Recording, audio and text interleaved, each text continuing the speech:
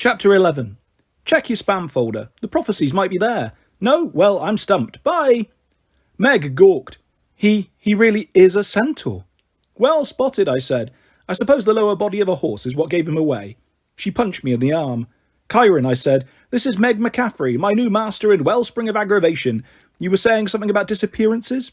Chiron's tail flicked. His hooves clopped on the planks of the porch. He was immortal, yet his visible age seemed to vary from century to century. I did not remember his whiskers ever being so grey, or the lines around his eyes so pronounced. Whatever was happening at camp must not have been helping his stress levels. Welcome, Meg. Chiron tried for a friendly tone, which I thought quite heroic, seeing as, well, Meg, I understand you showed great bravery in the woods. You brought Apollo here despite many dangers. I'm glad to have you at Camp Half-Blood. Thanks, said Meg. You're really tall. Don't you hit your head on light fixtures? Chiron chuckled. Sometimes. If I want to be closer to human size, I have a magical wheelchair that allows me to compact my lower half into... Actually, that's not important now. Disappearances, I prompted. What has disappeared? Not what, but who, Chiron said. Let's talk inside. Will, Nico, could you please tell the other campers we'll gather for dinner in 1 hour? I'll give everyone an update then. In the meantime, no one should roam the camp alone. Use the buddy system. Understood? Will looked at Nico. Will you be my buddy? You are a dork, Nico announced. The two of them strolled off bickering. At this point you may be wondering how I felt seeing my son with Nico D'Angelo. I'll admit I did not understand Will's attraction to a child of Hades, but if the dark foreboding type was what made Will happy... Oh, perhaps some of you are wondering how I felt seeing him with a boyfriend rather than a girlfriend. If that's the case, please. We gods are not hung up about such things. I myself have had, 33 mortal girlfriends and 11 mortal boyfriends. I've lost count. My two greatest loves were, of course, Daphne and Hyacinthus, but when you're a god as popular as I am... Hold on, did I just tell you who I liked? I did, didn't I? Gods of Olympus, forget I mentioned their names. I'm so embarrassed. Please don't say anything. In this mortal life I've never been in love with anyone. I'm so confused. Chiron led us into the living room, where comfy leather couches made a V facing the stone fireplace. Above the mantel, a stuffed leopard head was snoring contentedly. Is it alive? Meg asked. Quite. Chiron trotted over to the wheelchair. That's Seymour. If we speak quietly, we should be able to avoid waking him. Meg immediately began exploring the living room. Knowing her, she was searching for small objects to throw at the leopard to wake it up. Chiron settled into his wheelchair. He placed his rear legs into the false compartment of the seat, then backed up, magically compacting his equine hindquarters until he looked like a man sitting down. To the complete illusion, hinged front panels swung closed, giving him fake human legs. Normally those legs were fitted with chinos and loafers to augment his professor disguise, but today it seemed Chiron was going for a different look. That's new, I said. Chiron glanced down at his shapely female mannequin legs, dressed in fishnet stockings and red sequined high heels. He sighed heavily. I see the Hermes cabin have been watching the Rocky Horror Picture Show again. I will have to have a chat with them. The Rocky Horror Picture Show brought back fond memories. I used to cosplay as Rocky at the midnight showings, because naturally the character's perfect physique was based on my own. Let me guess, I said. Connor and Travis Stoll are the pranksters? From a nearby basket, Chiron grabbed a flannel blanket and spread it over his fake legs, though the ruby shoes still peeked out at the bottom. Actually, Travis went off to college last autumn, which has mellowed Connor quite a bit. Meg looked over from the old Pac-Man arcade game. I poked that guy Connor in the eyes. Chiron winced. That's nice, dear. At any rate, we have Julia Feingold and Alice Miyazawa now. They have taken up pranking duty. You'll meet them soon enough. I recalled the girls who had been giggling at me from the Hermes cabin doorway. I felt myself blushing all over again. Chiron gestured towards the couches. Please, sit. Meg moved on from Pac-Man, having given the game 20 seconds of her time, and began literally climbing the wall. Dormant grapevines festooned the dining area, no doubt the work of my old friend Dionysus. Meg scaled one of the thicker trunks, trying to reach the Gorgon hair chandelier. Ah, Meg, I say, perhaps you should watch the orientation film while Chiron and I talk. I know plenty, she said. I talked to the campers while you were passed out. Safe place for modern demigods, blah, blah, blah. Oh, but the film is very good, I urged. I shot it on a tight budget in the 1950s, but some of the camera work was revolutionary. You should really... The grapevine peeled away from the wall. Meg crashed to the floor. She popped up completely unscathed, then spotted a platter of cookies on the sideboard. Are those free? Yes, child, Chiron said. Bring the tea as well, would you? So we were stuck with Meg, who draped her legs over the couch's armrest, chomped on cookies and threw crumbs at Seymour's snoring head whenever Chiron wasn't looking. Chiron poured me a couple of Darjeeling. I'm sorry Mr. D is not here to welcome you. Mr. D? Meg asked. Dionysus, I explained, the god of wine, also the director of this camp. Chiron handed me my tea. After the battle with Gaia, I thought Mr. D might return to camp, but he never did. I hope he's all right. The old centaur looked at me expectantly, but I had nothing to share. The last 6 months were a complete void. I had no idea what the other Olympians might be up to. I don't know anything, I admitted. I hadn't said those words very often in the last 4 millennia. They tasted bad. I sipped my tea, but that was no less bitter. I'm a bit behind on the news. I was hoping you could fill me in. Chiron did a poor job hiding his disappointment. I see. I realised he'd been hoping for help and guidance. The exact same things I needed from him. As a god, I was used to lesser beings relying on me, praying for this and pleading for that, but now that I was mortal, being relied upon was a little terrifying. So what is your crisis? I asked. You have the same look Cassandra had in Troy or Jim Bowie at the Alamo, as if you're under siege. Chiron did not dispute the comparison. He cupped his hands around his tea. You know that during the war with Gaia, the Oracle of Delphi stopped receiving prophecies. In fact, all known methods of divining the future suddenly failed. Because the original cave of Delphi was retaken, I said with a sigh, trying not to feel picked on. Meg bounced a chocolate chip off Seymour the leopard's nose. Oracle of Delphi. Percy mentioned that. Percy Jackson. Chiron sat up. Percy was with you. For a time, I recounted our battle in the peach orchard and Percy's return to New York. He said he would drive out this weekend if he could. Chiron looked disheartened, as if my company alone wasn't good enough. Can you imagine? At any rate, he continued, we hoped that once the war was over, the Oracle might start working again. When it did not, Rachel became concerned. Who's Rachel? Meg asked. Rachel Dare, I said. The Oracle. Thought the Oracle was a place. It is. Then Rachel is a place and she stopped working. Had I still been a god, I would have turned her into a blue-belly lizard and released her into the wilderness, never to be seen again. The thought soothed me.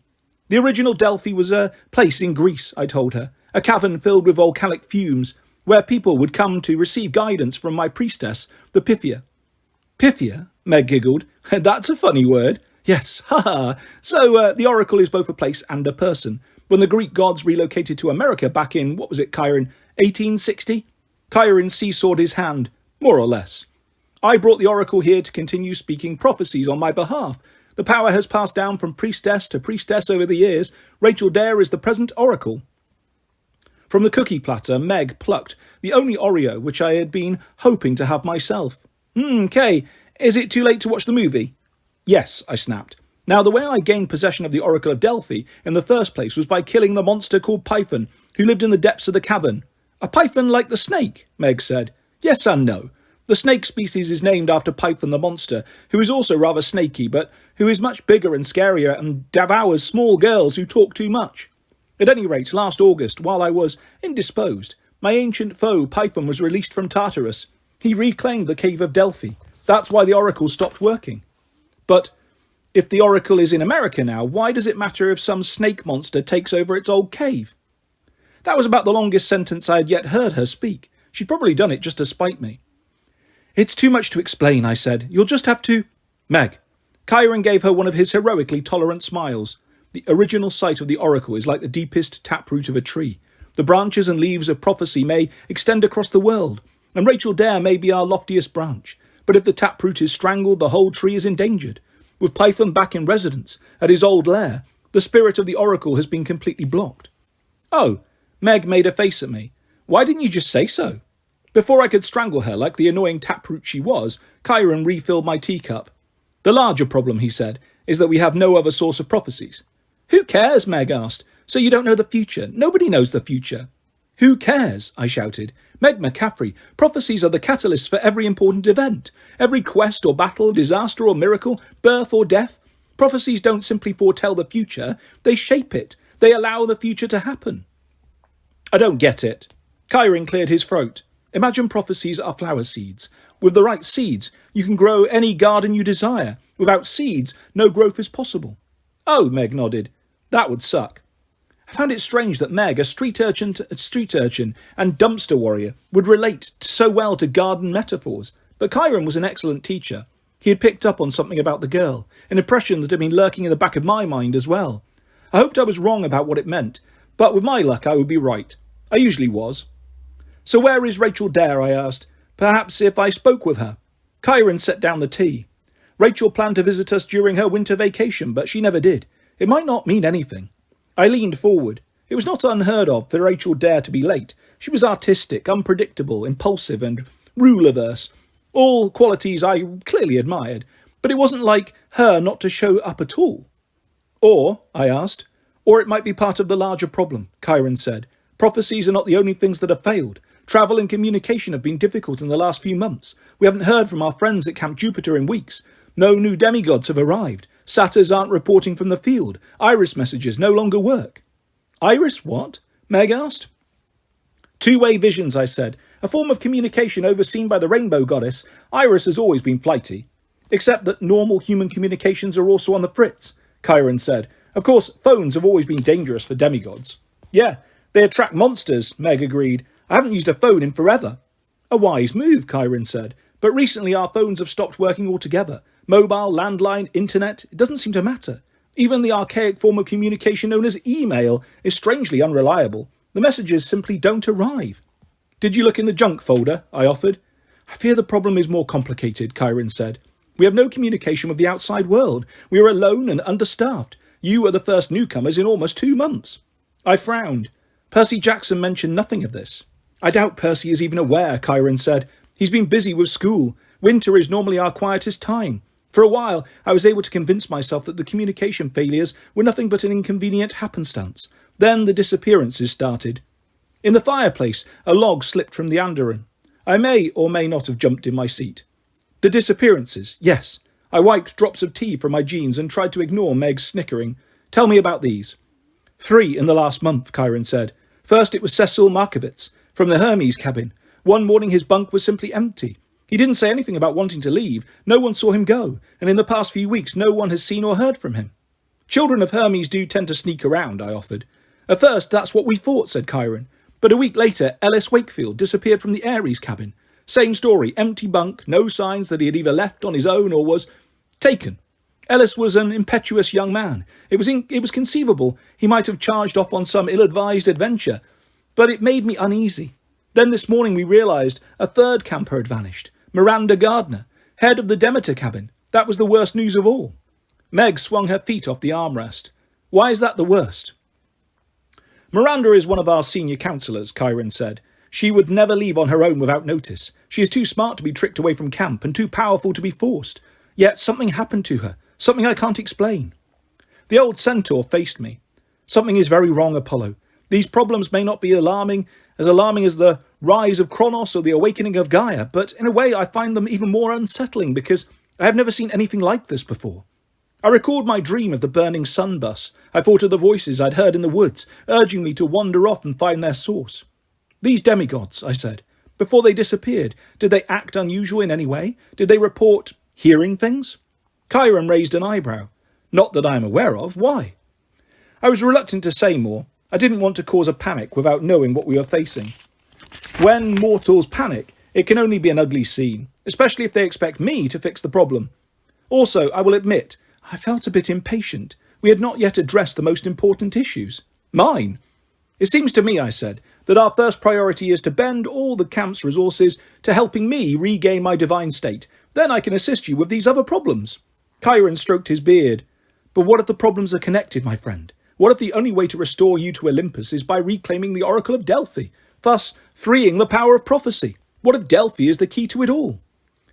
I had forgotten about Kyron's tendency to lay out obvious and logical conclusions that I tried to avoid thinking about. It was an infuriating habit. In my present state, that's impossible. I pointed at Meg. Right now, my job is to serve this demigod, probably for a year, and I've done whatever task she assigns me. Zeus will judge that my sentence has been served, and I can once again become a god. Meg pulled apart a fig Newton. I could order you to go to this Delphi place. No! My voice cracked in mid-shriek. You should assign my easy tasks, like starting a rock band or just hanging out. Yes, hanging out is good. Meg looked unconvinced. Hanging out isn't a task. It is if you do it right. Camp Half-Blood can protect me while I hang out. After my year of servitude is up, I'll become a god. Then we can talk about how to restore Delphi. Preferably, I thought, by ordering some demigods to undertake the quest for me. Apollo, Chiron said, if demigods keep disappearing, we may not have a year. We may not have the strength to protect you, and forgive me, but Delphi is your responsibility. I tossed up my hands. I wasn't the one who opened the doors of death and let Python out. Blame Gaia, blame Zeus for his bad judgment. When the giants started to wake, I drew up a very clear 20-point plan of action to protect Apollo, and also you other gods, but he didn't ever read it. Meg tossed half of her cookie at Seymour's head. I still think it's your fault. Hey, look, he's awake. She said this as if the leopard had decided to wake up on his own, rather than being beamed in the eye with a fig Newton. Seymour complained. Chiron wheeled his chair back from the table. My dear, in that jar on the mantel you'll find some sausages. Why don't you feed him dinner? Apollo and I will wait on the porch. We left Meg happily making 3-point shots into Seymour's mouth with the treats. Once Chiron and I reached the porch, he turned his wheelchair to face me. She's an interesting demigod. Interesting is such a non-judgmental term. She really summoned a Karpos. Well, the spirit appeared when she was in trouble. Whether she consciously summoned it, I don't know. She named him Peaches. Chiron scratched his beard. I've not seen a demigod with the power to summon grain spirits in a very long time. You know what it means?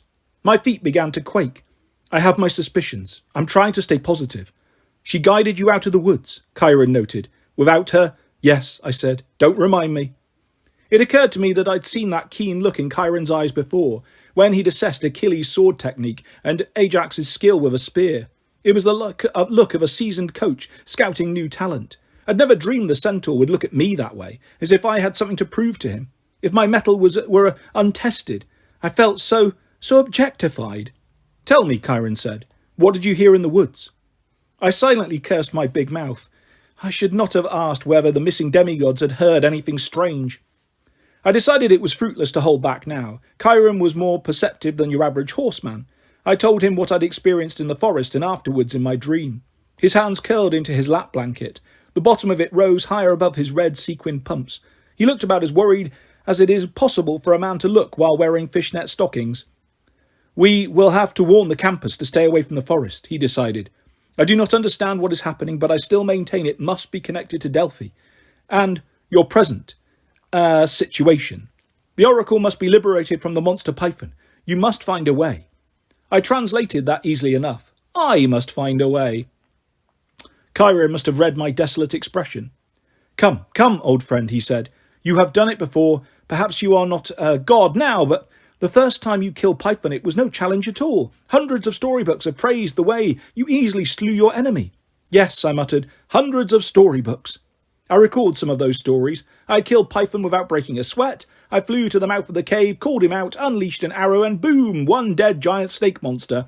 I became Lord of Delphi, and we all lived happily ever after. How did storytellers get the idea that I vanquished Python so quickly? All right, possibly it's because I told them so. Still, the truth was rather different. For centuries after our battle, I had bad dreams about my old foe. Now, I was almost grateful for my imperfect memory. I could not recollect all of the nightmarish details of my fight with Python, but I did know he had been no pushover. I had needed all my godly strength, my divine powers, and the world's most deadly bow. What chance would I have as a 16-year-old mortal with acne, hand-me-down clothes, and the nom de guerre Lester Papadopoulos? I was not going to charge off to Greece and get myself killed, thank you very much, especially not without my sun chariot or the ability to teleport. I'm sorry, gods do not fly commercial. I tried to figure out how to explain this to Chiron in a calm, diplomatic way that did not involve stomping my feet or screaming. I was saved from the effort by the sound of a conch horn in the distance. That means dinner, the centaur forced a smile. We will talk more later, eh? For now, let's celebrate your arrival. Chapter 12. Ode to a Hot Dog, with bug juice and tater chips. I got nothing, man. I was not in the mood to celebrate, especially sitting at a picnic table eating mortal food with mortals. The dining pavilion was pleasant enough, even in the winter. The camp's magical borders shielded us from the worst of the elements. Sitting outdoors in the warmth of the torches and braziers, I felt only slightly chilly. Long Island Sound glittered in the light of the moon. Hello, Artemis, don't bother to say hi. On Half-Blood Hill, the Athena Parthenos glowed like the world's largest nightlight. Even the woods did not seem so creepy, with the pine trees blanketed in soft silvery fog. My dinner, however, was less than poetic. It consisted of hot dogs, potato chips, and a red liquid I was told was bug juice. I did not know why humans consume bug juice, or from which type of bug it had been extracted, but it was the tastiest part of the meal, which was disconcerting. I sat at the Apollo table with my children, Austin, Kayla, and Will, plus Nico D'Angelo. I could see no difference between my table and any of the other gods' tables. Mine should have been shinier and more elegant. It should have been playing music or recited poetry upon command. Instead, it was just a slab of stone with benches on either side. I found the seating uncomfortable, though my offspring didn't seem to mind. Austin and Kayla peppered me with questions about Olympus, the war with Gaia, and what it felt like to be a god and then a human. I knew they did not mean to be rude. As my children, they were inherently inclined to the utmost grace. However, their questions were painful reminders of my fallen status. Besides, as the hours passed, I remembered less and less about my divine life. It was alarming how fast my cosmically perfect neurons had deteriorated. Once, each memory had been like a high-definition audio file. Now, these recordings were on wax cylinders, and believe me, I remember wax cylinders. They did not last long in the sun chariot. Will and Nico sat shoulder to shoulder, bantering good-naturedly. They were so cute together, it made me feel desolate. It jogged my memories of those few short golden months I'd shared with Hyacinthus before the jealousy, before the horrible accident. "Nico," I said at last, "shouldn't you be sitting at the Hades table?" He shrugged. "Technically, yes, but if I sit alone at my table, strange things happen. Cracks open in the floor, zombies crawl out and start roaming around. It's a mood disorder. I can't control it. That's why I told Chiron." "And is it true?" I asked. Nico smiled thinly. "I have a note from my doctor." Will raised his hand. "I'm his doctor." Chiron decided it wasn't worth arguing about, Nico said, as long as I sit at a table with other people. Like, these guys, for instance. The zombies stay away. Everybody's happier. Will nodded serenely. It's the strangest thing, not that Nico would ever misuse his powers to get what he wants. Of course not, Nico agreed. I glanced across the dining pavilion. As per camp tradition, Meg had been placed with the children of Hermes, since her godly parentage had not yet been determined. Meg didn't seem to mind. She was busy recreating the Coney Island hot dog eating contest all by herself. The other two girls, Julia and Alice, watched her with a mixture of fascination and horror. Across the table from her sat an old skinny boy with curly brown hair, Connor Stoll, I deduced, though I'd never been able to tell him apart from his older brother Travis. Despite the darkness, Connor wore sunglasses, no doubt to protect his eyes from a repeat poking. I also noted that he wisely kept his hands away from Meg's mouth. In the entire pavilion, I counted 19 campers. Most sat alone at their respective tables. Sherman Yang for Ares, a girl I did not know for Aphrodite, another girl for Demeter. At the Nike table, two dark-haired young ladies, who were obviously twins, conversed with her over a war map. Chiron himself, again in full centaur form, stood at the head of the table, sipping his bug juice as he chatted with two satyrs, but their mood was subdued. The goat men kept glancing at me, then eating their silverware, as satyrs tend to do when nervous. Half a dozen gorgeous dryads moved between the tables, offering food and drink, but I was so preoccupied I couldn't fully appreciate their beauty. Even more tragic, I felt too embarrassed to flirt with them. What was wrong with me? I studied the campers, hoping to spot some potential servants. I mean new friends. Gods always like to keep a few strong veteran demigods handy to throw into battle, send on dangerous quests, or pick the lint off our togas. Unfortunately, no one at dinner jumped out at me as a likely minion. I longed for a bigger pool of talent. "Where are the others?" I asked Will. I wanted to say the A-list, but I thought that might be taken the wrong way. Will took a bite of his pizza. "Were you looking for somebody in particular?" "What about the ones who went on that quest with the boat?" Will and Nico exchanged a look that might have meant, "Here we go." I suppose they got asked a lot about the 7 legendary demigods who had fought side by side with the gods against Gaia's giants. It pained me that I had not been able to see those heroes again. After any major battle, I like to get a group photo, along with exclusive rights to compose epic ballads about their exploits. "Well," Nico started, "you saw Percy. He and Annabeth are spending their senior year in New York. Hazel and Frank are at Camp Jupiter, doing the 12th Legion thing." "Ah, yes." I tried to bring up a clear mental picture of Camp Jupiter, the Roman enclave near Berkeley, California. But the details were hazy. I could only remember my conversations with Octavian, the way he'd turned my head with his flattery and promises. That stupid boy. It was his fault. I was here. A voice whispered in the back of my mind. This time I thought it might be my conscience. Who was the stupid boy? It wasn't Octavian. Shut up, I murmured. What? Nico asked. Nothing. Continue. Jason and Piper are spending their school year in Los Angeles with Piper's dad. They took Coach Hedge, Melly, and little Chuck with them. Uh-huh.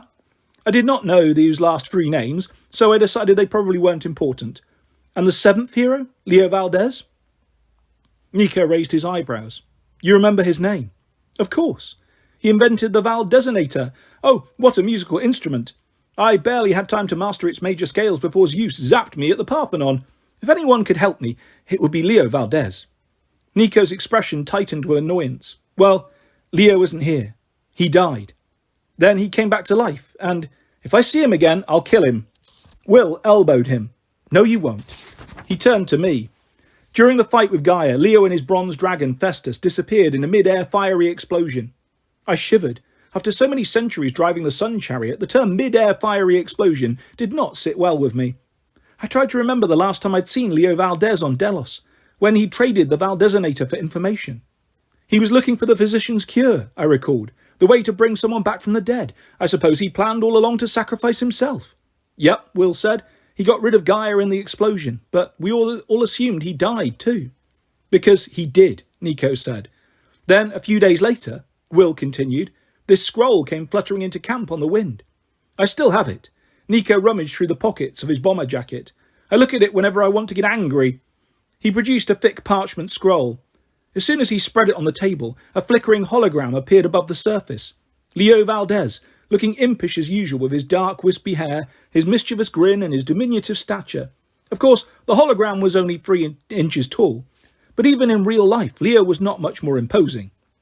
His jeans, blue work shirt and tool belt were speckled with machine oil. Hey guys, Leo spread his arms for a hug. Sorry to leave you like that. Bad news, I died. Good news, I got better. I had to go rescue Calypso. We're both fine now. We're taking Festus to... The image guttered like a flame in a strong breeze, disrupting Leo's voice. Back as soon as...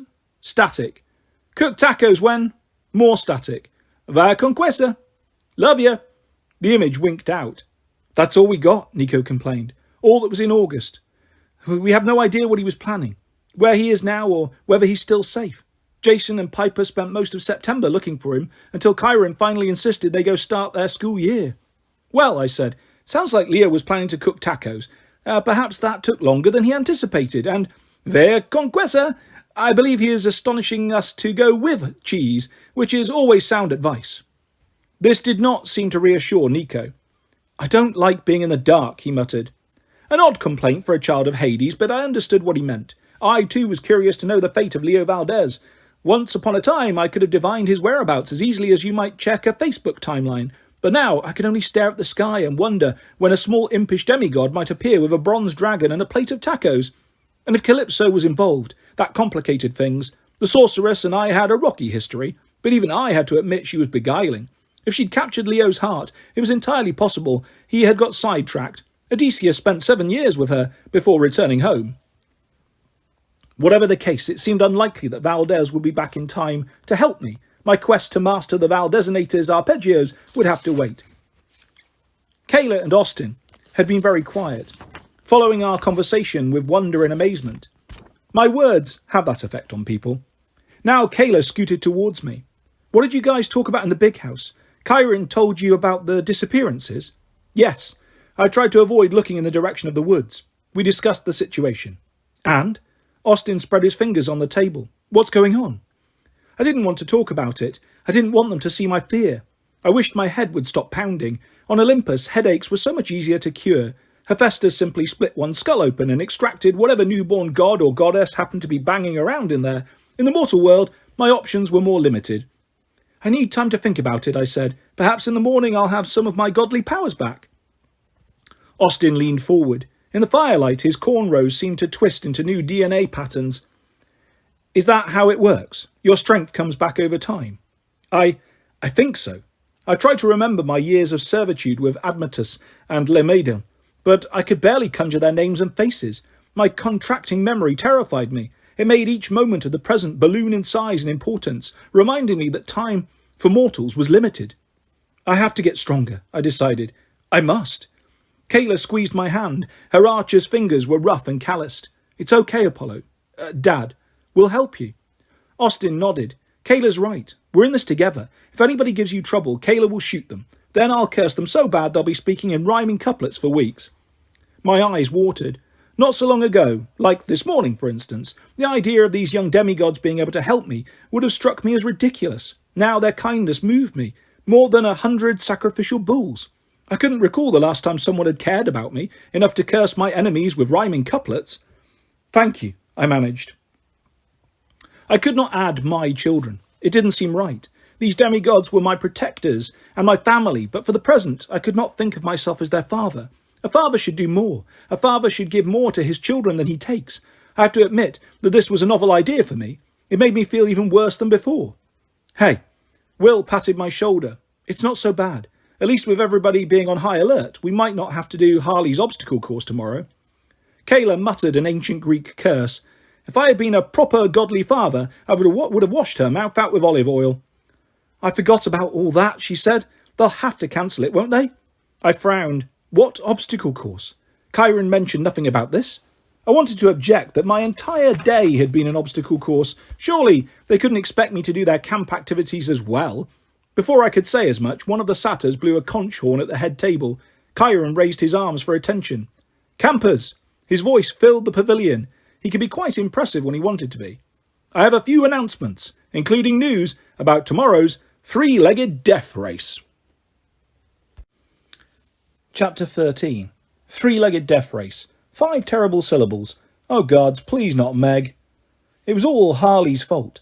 After addressing the disappearance of Miranda Gardner, as a precautionary measure, please stay away from the woods until we know more, Chiron called forward the young son of Hephaestus to explain how the three-legged death race would work. It quickly became apparent that Harley had masterminded the whole project, and really the idea was so horrifying it could only have sprung from the mind of an 8-year-old boy. I confess, I lost track of the specifics after he explained the exploding chainsaw frisbees. And they'll be like, zoom! He bounced up and down with excitement, and then buzz, and pow! He pantomimed all sorts of chaos with his hands. You have to be really quick or you'll die, and it's awesome! The other campers grumbled and shifted on their benches. Chiron raised his hand for silence. Now I know there were problems last time, he said, but fortunately our healers in the Apollo cabin were able to reattach Paolo's arms. At a table near the back, a muscular teen boy rose and began ranting in what I thought was Portuguese. He wore a white vest over his dark chest, and I could see faint white scars around the tops of his biceps. Cursing rapidly, he pointed at Harley, the Apollo cabin, and pretty much everyone else. Ah, thank you, Paolo, Chiron said, clearly baffled. I'm glad you're feeling better. Austin leaned forward towards me and whispered, Paolo understands English okay, but he only speaks Portuguese. At least, that's what he claims. None of us can understand a word he says. I didn't understand Portuguese either. Athena had been lecturing us for years about how Mount Olympus might migrate to Brazil someday, and we should all be prepared for the possibility. She even bought the gods Berlitz Portuguese DVDs for Saturnania presents, but what does Athena know? Paolo seems agitated, I noted. Will shrugged. He's lucky he's a fast healer, son of Hebe, goddess of youth, and all that. You're staring, Nico noted. I am not, Will said. I am merely assessing how well Paolo's arms are functioning after surgery. Paolo finally sat down. Chiron went through a long list of other injuries they had experienced during the first three-legged death race, all of which he hoped to avoid this time. Second-degree burns, burst eardrums, a pulled groin muscle, and 2 cases of chronic Irish dancing. The lone demigod at the Athena table raised his hand. Chiron, just going to throw this out there. We've had 3 campers disappear. Is it really wise to be running a dangerous obstacle course? Chiron gave him a pained smile. An excellent question, Malcolm, but this course will not take you into the woods, which we believe is the most hazardous area. The satyrs, dryads, and I will continue to investigate the disappearances. We will not rest until our missing campers are found. In the meantime, however, this 3-legged race can foster important team-building skills. It also expands our understanding of the labyrinth. The words smacked me in the face like Ares' body odour. I turned to Austin.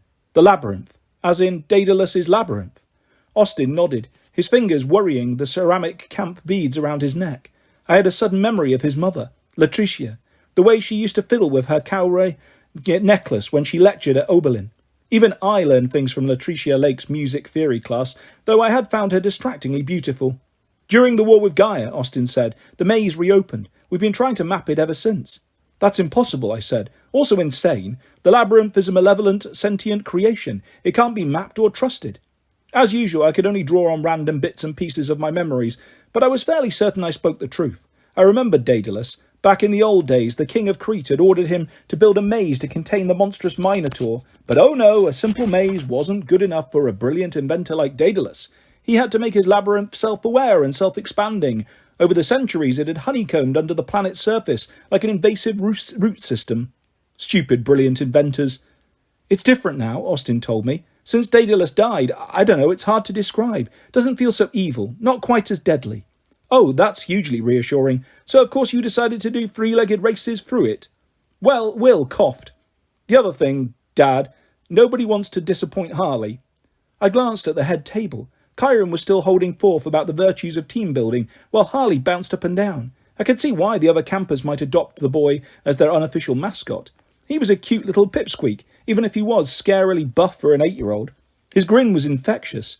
His enthusiasm seemed to lift the mood of the entire group. Still, I recognised the mad gleam in his eyes. It was the same look his father, Hephaestus, got whenever he invented some automaton that would later go berserk and start destroying cities. Also, keep in mind, Chiron was saying, that none of the unfortunate disappearances has been linked to the labyrinth. Remain with your partner and you should be safe. At least, as safe as one can be in a three-legged death race. Yeah, Harley said. Nobody has even died yet. He sounded disappointed, as if he wanted us to try harder. In the face of a crisis, Chiron said, it's important to stick to our regular activities. We must stay alert and on top condition. Our missing campers would expect no less from us. Now, as to the teams for the race, you will be allowed to choose your partner. There followed a sort of piranha attack of campers lunging towards each other to grab their preferred teammate. Before I could contemplate my options, Meg McCaffrey pointed at me from across the pavilion, her expression exactly like Uncle Sam's in the recruitment poster. Of course, I thought. Why should my luck improve now? Chiron struck his hoof against the floor. All right, everyone settle down. The race will be tomorrow afternoon. Thank you, Harley, for your hard work on the, various lethal surprises in store. Blam! Harley ran back to the Hephaestus table to join his older sister, Nyssa. This brings us to our other news, Chiron said. As you may have heard, 2 special newcomers joined us today. First, please welcome the god Apollo. Normally this was my cue to stand up, spread my arms and grin as radiant light shone around me. The adoring crowd would applaud and toss flowers and chocolate bonbons at my feet. This time I received no applause, just nervous looks. I had a strange, uncharacteristic impulse to slide lower in my seat and pull my coat over my head. I restrained myself through heroic effort. Chiron struggled to maintain his smile. Now, I know this is unusual, he said, but gods do become mortal from time to time. You should not be overly alarmed. Apollo's presence among us could be a good omen, a chance for us too. He seemed to lose track of his own argument. Do something good. I'm sure the best course of action will become clear in time. For now, please make Apollo feel at home. Treat him as you would any other new camper. At the Hermes table, Connor Stoll raised his hand.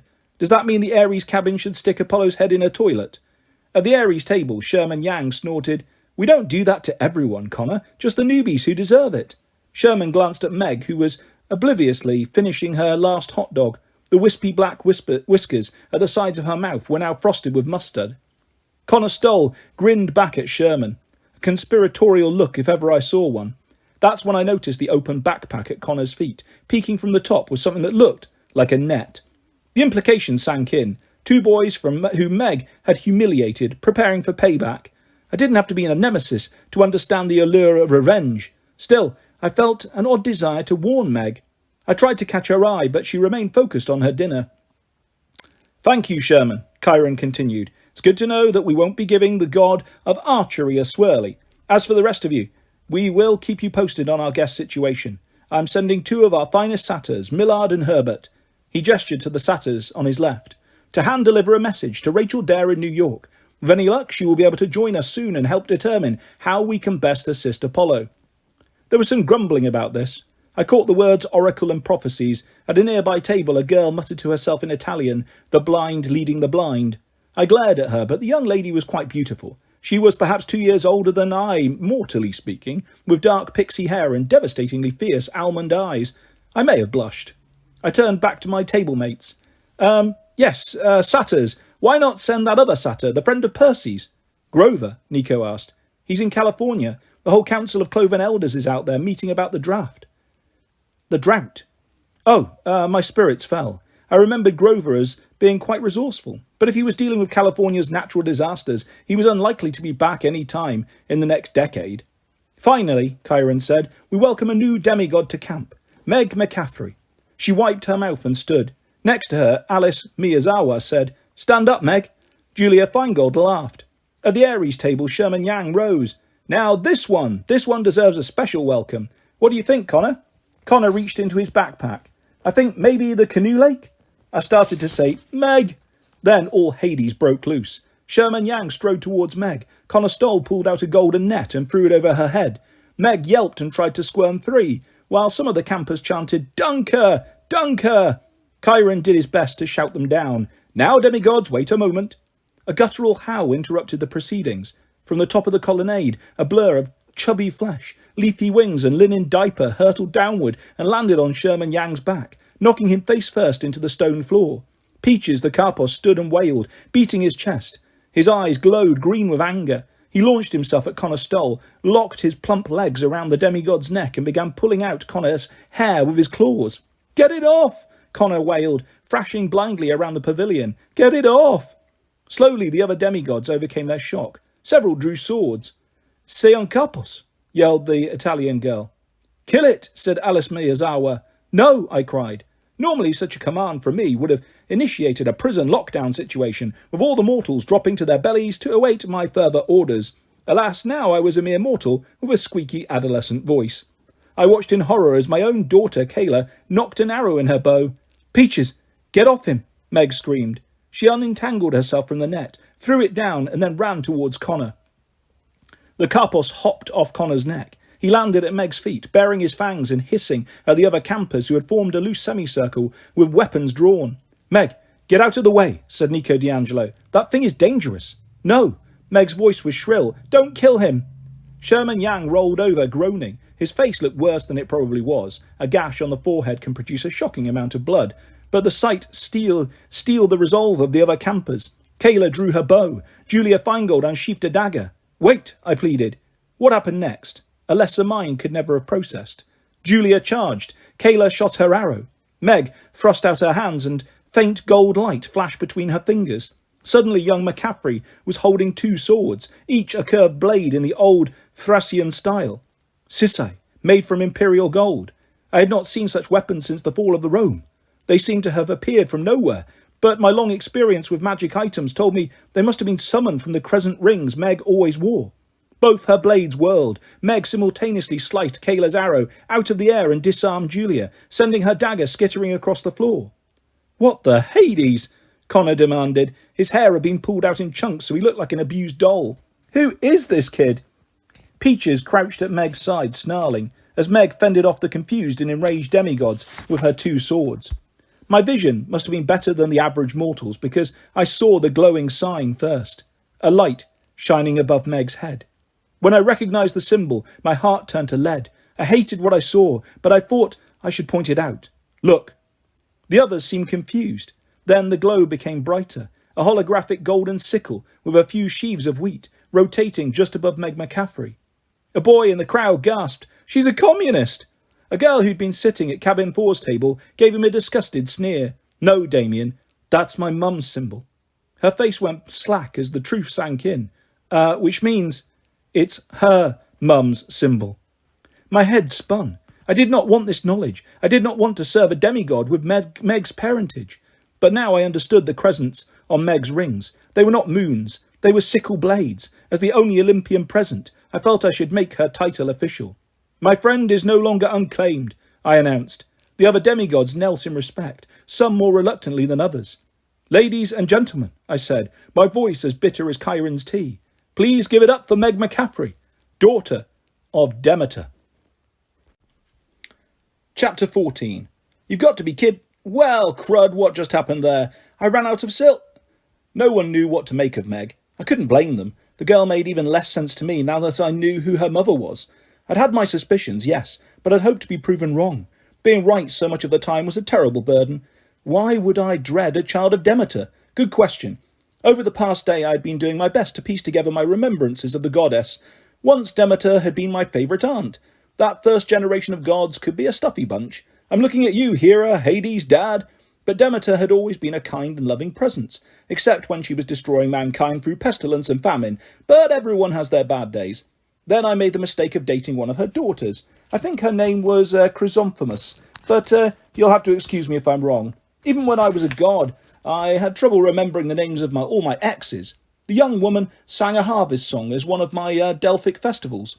Her voice was so beautiful I fell in love. True, I fell in love with each year's winner and the runners-up, but what can I say? I'm a sucker for a melodious voice. Demeter did not approve. Ever since her daughter Persephone had been kidnapped by Hades, she'd been a little touchy about her children dating gods.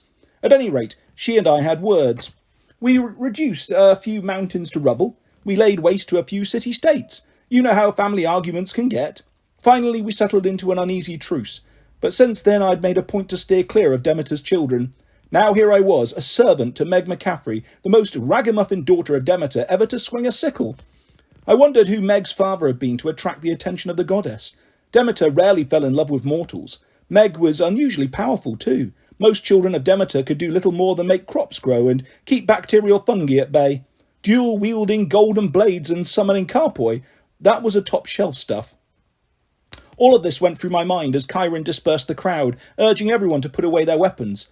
Since head counsellor Miranda Gardner was missing, Chiron asked Billy Ng, the only other camper from Demeter, to escort Meg to Camp 4. The two girls made a quick retreat, Peaches bouncing along excitedly behind them. Meg shot me a worried look. Not sure what else to do, I gave her 2 thumbs up. See you tomorrow. She seemed less than encouraged as she disappeared in the darkness. Will Solace tended to Sherman Yang's head injuries. Kayla and Austin stood over Connor, debating the need for a hair graft. This left me alone to make my way back to the me cabin. I lay on my sickbed in the middle of the room and stared at the ceiling beams. I thought again about what a depressingly simple, utterly mortal place this was. How did my children stand it? Why did they not keep a blazing altar and decorate the walls with hammered gold reliefs celebrating my glory? When I heard Will and the others coming back, I closed my eyes and pretended to be asleep. I could not face their questions or kindnesses, their attempts to make me feel at home when I clearly did not belong. As they came in the door, they quieted down. Is he okay? Whispered Kayla. Austin said, Would you be, if you were him? A moment of silence. Try to get some sleep, guys, Will advised. This is a crazy, weird, Kayla said. He looks so, human. We'll watch out for him, Austin said. We're all he's got now. I held back a sob. I couldn't bear their concern. Not being able to reassure them or even disagree with them made me feel very small. A blanket was draped over me. Will said, Sleep well, Apollo.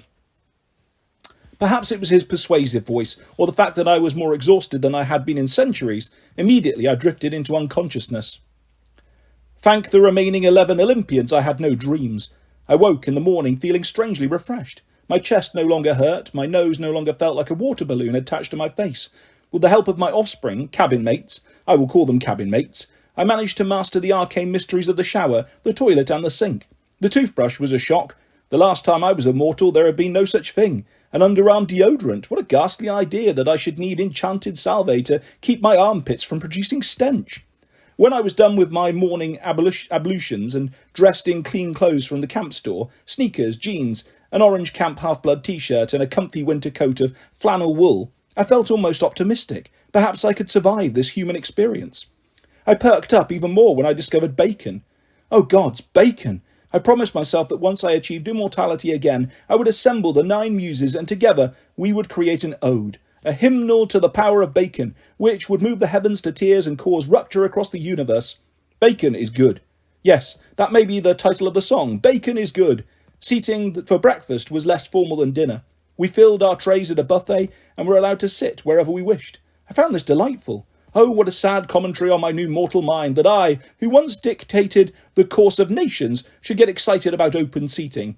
I took my tray and found Meg, who was sitting by herself on the edge of the pavilion's retaining wall, dangling her feet over the side and watching the waves at the beach. How are you? I asked. Meg nibbled on a waffle. Yeah, great. You are a powerful demigod, daughter of Demeter. Uh-huh. If I could trust my understanding of human responses, Meg did not seem thrilled. Your cabin mate, Billy, is she nice? Sure, all good. And Peaches? She looked at me sideways. Disappeared overnight. Guess he only shows up when I'm in danger. Well, that's an appropriate time for him to show up. Appropriate. Meg touched a waffle square for each syllable. Sherman Yang had to get 7 stitches. I glanced over at Sherman, who sat at a safe distance across the pavilion, glaring daggers at Meg. A nasty red zigzag ran down the side of his face. I wouldn't worry, I told Meg. Aries children like scars. Besides, Sherman wears the Frankenstein look rather well.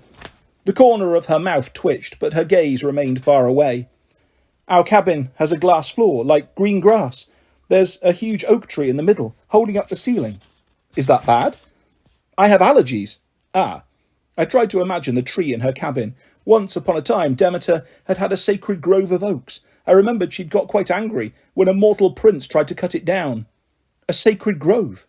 Suddenly the bacon in my stomach expanded, wrapping around my organs. Meg gripped my arm. Her voice was a distant buzz. I only heard the last, most important word. Apollo? I stirred. What? You blanked out, she scowled. I said your name 6 times. You did? Yeah. Where did you go? I could not explain. I felt as if I'd been standing on the deck of a ship when an enormous, dark and dangerous shape passed beneath the hull. A shape almost discernible. Then simply gone. I don't know. Something about trees? Trees, Meg said. It's probably nothing. It wasn't nothing. I couldn't shake the image from my dreams. The crowned woman urging me to find the gates. That woman wasn't Demeter, at least. I didn't think so. But the idea of sacred trees stirred a memory within me. Something very odd, even by my standards. I didn't want to talk about this with Meg, not until I'd had time to reflect. She had enough to worry about. Besides, after last night, my new young master made me more apprehensive than ever. I glanced at the rings on her middle fingers. So yesterday, those swords. And don't do that thing. Meg's eyebrows furrowed. What thing? That thing where you shut down and refuse to talk. Your face turns to cement.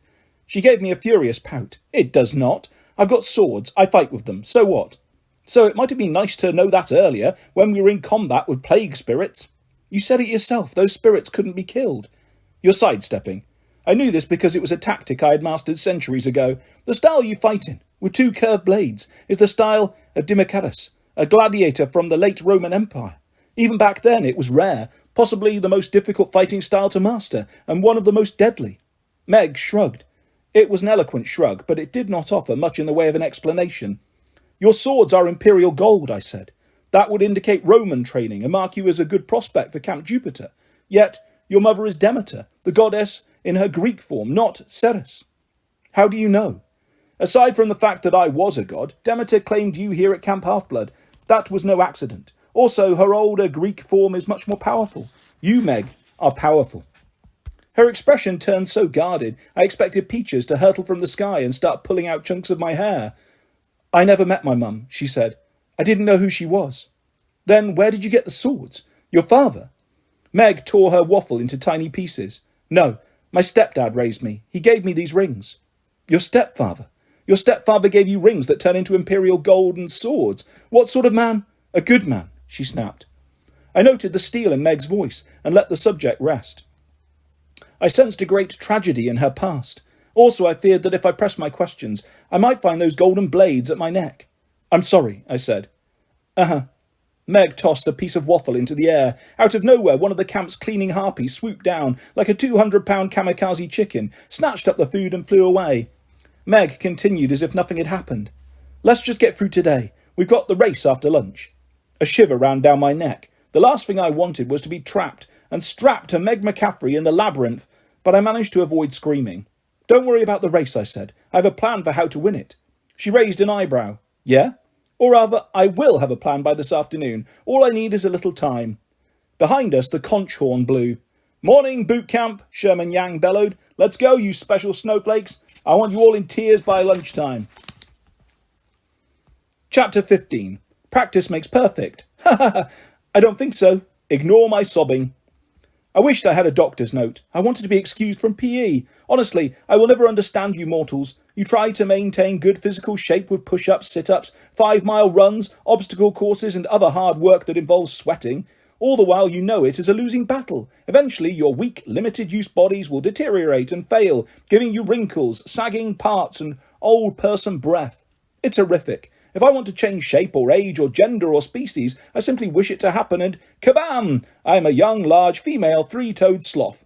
No amount of push-ups will accomplish that. I simply don't see the logic in your constant struggles. Exercise is nothing more than a depressing reminder that one is not a god. By the end of Sherman Yang's boot camp, I was gasping and drenched in sweat. My muscles felt like quivering columns of gelatinous dessert. I did not feel like a special snowflake, though my mother, later, always assured me I was one, and I was sorely tempted to accuse Sherman of not treating me as such. I grumbled about this to Will. I asked where the old head counsellor of Aries had gone, Clarice Larue. I could at least charm with my dazzling smile. Alas, Will reported she was attending the University of Arizona. Oh, why does college have to happen to perfectly good people? After the torture, I staggered back to my cabin and took another shower. Showers are good. Perhaps not as good as bacon, but good. My second morning session was painful for a different reason. I was assigned to music lessons in the amphitheatre with a satyr named Woodrow. Woodrow seemed nervous to have me join the little class. Perhaps he had heard the legend about me skinning the satyr Massis alive after he challenged me to a music contest. As I said, the flaying part was totally untrue, but rumours do have amazing staying power, especially when I may have been guilty of spreading them. Using his panpipe, Woodrow reviewed the minor scales. Austin had no problem with these, even though he was challenging himself by playing the violin, which was not his instrument. Valentina Diaz, a daughter of Aphrodite, did her best to throttle a clarinet, producing sounds like a basset hound whimpering in a thunderstorm. Damian White, son of Nemesis, lived up to his namesake by wreaking vengeance on an acoustic guitar. He played with such force that he broke the D string. "You killed it," said Chiara Benvenuti. She was the pretty Italian girl I'd noticed the night before, a child of Tyche, goddess of good fortune. I needed to use that guitar. "Shut up, Lucky," Damien muttered. "In the real world, accidents happen. Strings snap sometimes." Chiara unleashed some rapid-fire Italian that I decided not to translate. "May I?" I reached for the guitar. Damien reluctantly handed it over. I leaned towards the guitar case by Woodrow's feet. The satyr leapt several inches into the air. Austin laughed. "Relax, Woodrow, he's just getting another string." I'll admit I found the satyr's reaction gratifying. If I could still scare satyrs, perhaps there was hope for me reclaiming some of my former glory. From here I could work my way up to scaring farm animals, then demigods, monsters, and minor deities. In a matter of seconds I had replaced the string. It felt good to do something so familiar and simple. I adjusted the pitch, but stopped when I realised Valentina was sobbing. That was so beautiful. She wiped a tear from her cheek. What was that song? I blinked. It's called tuning. Yeah, Valentina, control yourself, Damien chided, though his eyes were red. It wasn't that beautiful. No, Chiara sniffled. It wasn't. Only Austin seemed unaffected. His eyes shone with what looked like pride, though I didn't understand why he would feel that way. I played a C minor scale. The B string was flat. It's always the B string. 3,000 years since I invented the guitar during a wild party with the Hittites. Long story, and I still couldn't figure out how to make a B string that stays in tune. I ran through the other scales, delighted that I still remembered them. Now, this is a Lydian progression, I said. It starts on the fourth of the major scale.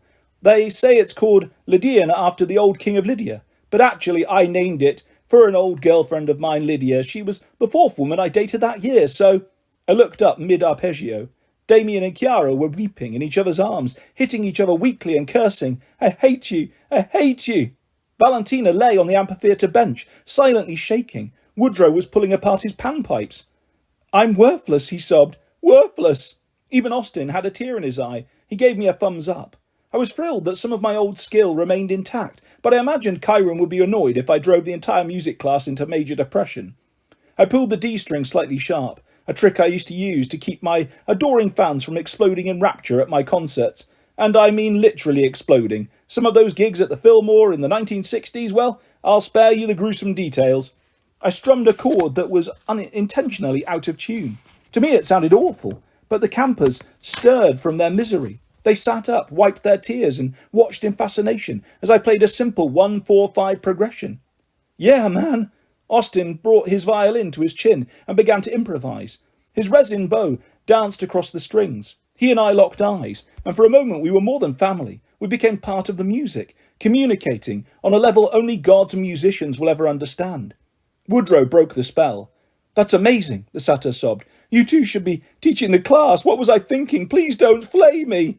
"My dear satyr," I said, "I would never..." Suddenly my fingers spasmed. I dropped the guitar in surprise. The instrument tumbled down the stone steps of the amphitheatre, clanging and springing. Austin lowered his bow. You okay? Yes, of course. But I was not okay. For a few moments I'd experienced the bliss of my formerly easy talent. Yet clearly my new mortal fingers were not up to the task. My hand muscles were sore. Red lines dug into my finger pads where I had touched the fretboard. I had overextended myself in other ways too. My lungs felt shriveled, drained of oxygen, even though I had done no singing. I'm tired, I said, dismayed. Well, yeah, Valentina nodded. The way you were playing was unreal. It's okay, Apollo, Austin said. You'll get stronger. When demigods use their powers, especially at first, they get tired quickly. But I'm not. I couldn't finish the sentence. I wasn't a demigod. I wasn't a god. I wasn't even myself. How could I ever play music again, knowing that I was a flawed instrument? Each note would bring me nothing but pain and exhaustion. My B string would never be in tune. My misery must have shown on my face. Damian White balled his fists. Don't you worry, Apollo. It's not your fault. I'll make that stupid guitar pay for this. I didn't try to stop him as he marched down the stairs. Part of me took perverse satisfaction in the way he stomped the guitar until it was reduced to kindling and wires. Chiara huffed. Idiota. Now I'll never get my turn. Woodrow winced. Well, thanks everyone. Good class. Archery was an even bigger travesty. If I ever become a god again, no, not if, when, my first act will be to wipe the memories of everyone who saw me embarrass myself in that class. I hit one bullseye. One. The grouping on my other shots was abysmal. 2 arrows actually hit outside the black ring at a mere 100 metres. I threw down my bow and wept with shame. Kayla was our class instructor, but her patience and kindness only made me feel worse. She scooped up my bow and offered it back to me. Apollo, she said, those shots were fantastic. A little more practice and... I'm the god of archery, I wailed. I don't practice. Next to me, the daughters of Nike quickened. They had the insufferably appropriate names, Holly and Laurel Victor. They reminded me of the gorgeous, ferociously athletic African nymphs Athena used to hang out with at Lake Tritonis. Hey, ex-god, Holly said, nocking an arrow. Practice is the only way to improve. She scored 7 on the red ring, but she did not seem at all discouraged. For you, maybe, I said. You're immortal. Her sister Laurel snorted. So are you now. Suck it up. Winners don't complain. She shot her arrow, which landed next to her sister's, but just inside the red ring. That's why I'm better than Holly. She's always complaining. Yeah, right, Holly growled. The only thing I complain about is how lame you are.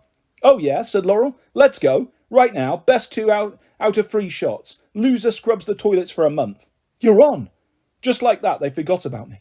They definitely would have made excellent Tritonian nymphs. Kayla took me by the arm and led me down range. Those 2, I swear. We made them Nike co-counselors, so they'd compete with each other. If we hadn't, they would have taken over the camp by now and proclaimed a dictatorship. I suppose she was trying to cheer me up, but I was not consoled. I stared at my fingers, now blistered from archery as well as sore from guitar. Impossible, agonizing. I can't do this, Kayla, I muttered. I'm too old to be 16 again. Kayla cupped her hand over mine. Beneath the green shock of her hair, she had a ginger complexion, like cream painted over copper. The auburn sheen peeking through in the freckles of her face and arms. She reminded me very much of her father, the Canadian archery coach Darren Knowles. I mean, her other father, and yes, of course, it's possible for a demigod child to spring from such a relationship. Why not? Zeus gave birth to Dionysus out of his own thigh. Athena once had a child who was created from a handkerchief. Why should such things surprise you? We gods are capable of infinite marvels. Kayla took a deep breath, as if preparing for an important shot. You can do it, Dad. You're already good. Very good. You've just got to adjust your expectations. Be patient. Be brave. You'll get better. I was tempted to laugh. How could I get used to being merely good? Why would I strain myself to get better when before I had been divine? No, I said bitterly. No, it is too painful. I swear upon the river Styx, until I am a god again, I will not use a bow or a musical instrument. Go ahead and chide me. I know it was a foolish oath, spoken in a moment of misery and self-pity, and it was binding. An oath sworn to the river Styx can have terrible consequences if broken. But I didn't care. Zeus had cursed me with mortality. I was not going to pretend that everything was normal. I would not be Apollo until I was really Apollo. For now, I was just a stupid young man named Lester Papadopoulos. Maybe I would waste my time on skills I didn't care about, like sword fighting or badminton. but I would not sully the memory of my once perfect music and archery. Kayla stared at me in horror. Dad, you don't mean it. I do. Take it back. You can't. She glanced over my shoulder. What is he doing? I followed her gaze. Sherman Yang was walking slowly, trance-like, into the woods. It would have been foolhardy to run after him, straight into the most dangerous part of camp. So that's exactly what Kayla and I did. We almost didn't make it. As soon as we reached the tree line, the forest darkened. The temperature dropped. The horizon stretched out as if bent through a magnifying glass. A woman whispered in my ear. This time I knew the voice well. It had never stopped haunting me. You did this to me. Come, chase me again. Fear rolled through my stomach. I imagined the branches turning to arms. The leaves undulated like green hands. Daphne, I thought. Even after so many centuries, the guilt was overwhelming. I could not look at a tree without thinking of her. Forests made me nervous. The life force of each tree seemed to bear down on me with righteous hatred, accusing me of so many crimes. I wanted to fall to my knees. I wanted to beg forgiveness, but this was not the time. I couldn't allow the woods to confuse me again. I would not let anyone else fall into its trap. Kayla didn't seem affected. I grabbed her hand to make sure we stayed together. We only had to go a few steps, but it felt like a boot camp run before we reached Sherman Yang. Sherman! I grabbed his arm. He tried to shake me off. Fortunately, he was sluggish and dazed, or I would have ended up with scars of my own. Kayla helped me turn him around. His eyes twitched, as if he were in some sort of half-conscious REM sleep. No, Ellis. Got to find him. Miranda, my girl. I glanced at Kayla for explanation. Ellis is from the Aries cabin, she said. He's one of the missing. Yes, but Miranda? His girl? Sherman and she started dating about a week ago. Ah. Sherman struggled to free himself. Find her. Miranda is right over here, my friend, I lied. We'll take you there. He stopped fighting. His eyes rolled until only the whites were visible. Over here? Yes. Ellis? Yes, it's me, I said. I'm Ellis. I love you, man. Sherman sobbed. Still, it took all our strength to lead him out of the trees. I was reminded of the time Hephaestus and I had to wrestle the god Hypnos back to bed after he sleepwalked into Artemis's private chambers on Mount Olympus. It's a wonder any of us escaped without silver arrows pin-cushioning our posteriors. We led Sherman to the archery range. Between one step and the next, he blinked his eyes and became his normal self. He noticed our hands on his arms and shook us off. What is this? He demanded. You were walking into the woods, I said. He gave us his drill sergeant glower. No, I wasn't. Kayla reached for him, then obviously thought better about it. Archery would be difficult with broken fingers. Sherman, you were in some kind of trance. You were muttering about Ellis and Miranda. Along Sherman's cheek, his zigzag scar darkened to bronze. I don't remember that. Although you didn't mention the other missing camper, I added helpfully. Cecil? Why would I mention Cecil? Sherman growled. I can't stand the guy, and why should I believe you? The woods had you, I said. The trees were pulling you in. Sherman studied the forest, but the trees looked normal again. The lengthening shadows and swaying green hands were gone. Look, Sherman said, I have a head injury, thanks to your annoying friend Meg. If I was acting strange, that's why. Kayla frowned. But enough, Sherman snapped. If either of you mention this, I'll make you eat your quivers. I don't need people questioning my self-control. Besides, I've got the race to think about. He brushed past us. Sherman, I called. He turned, his fist clenched. The last thing you remember, I said, before you found yourself with us. What were you thinking about? For a microsecond, the dazed look passed across his face again. About Miranda and Ellis. Like you said, I was thinking, I wanted to know where they were. You were asking a question then. A blanket of dread settled over me. You wanted information. At the dining pavilion, the conch horn blew. Sherman's expression hardened. Doesn't matter. Drop it. We've got lunch now. Then I'm going to destroy you all in the three-legged death race. As threats went, I'd heard worse. But Sherman made it sound intimidating enough. He marched off towards the pavilion. Kayla turned to me. What just happened? I think I understand now, I said. I know why those campers went missing.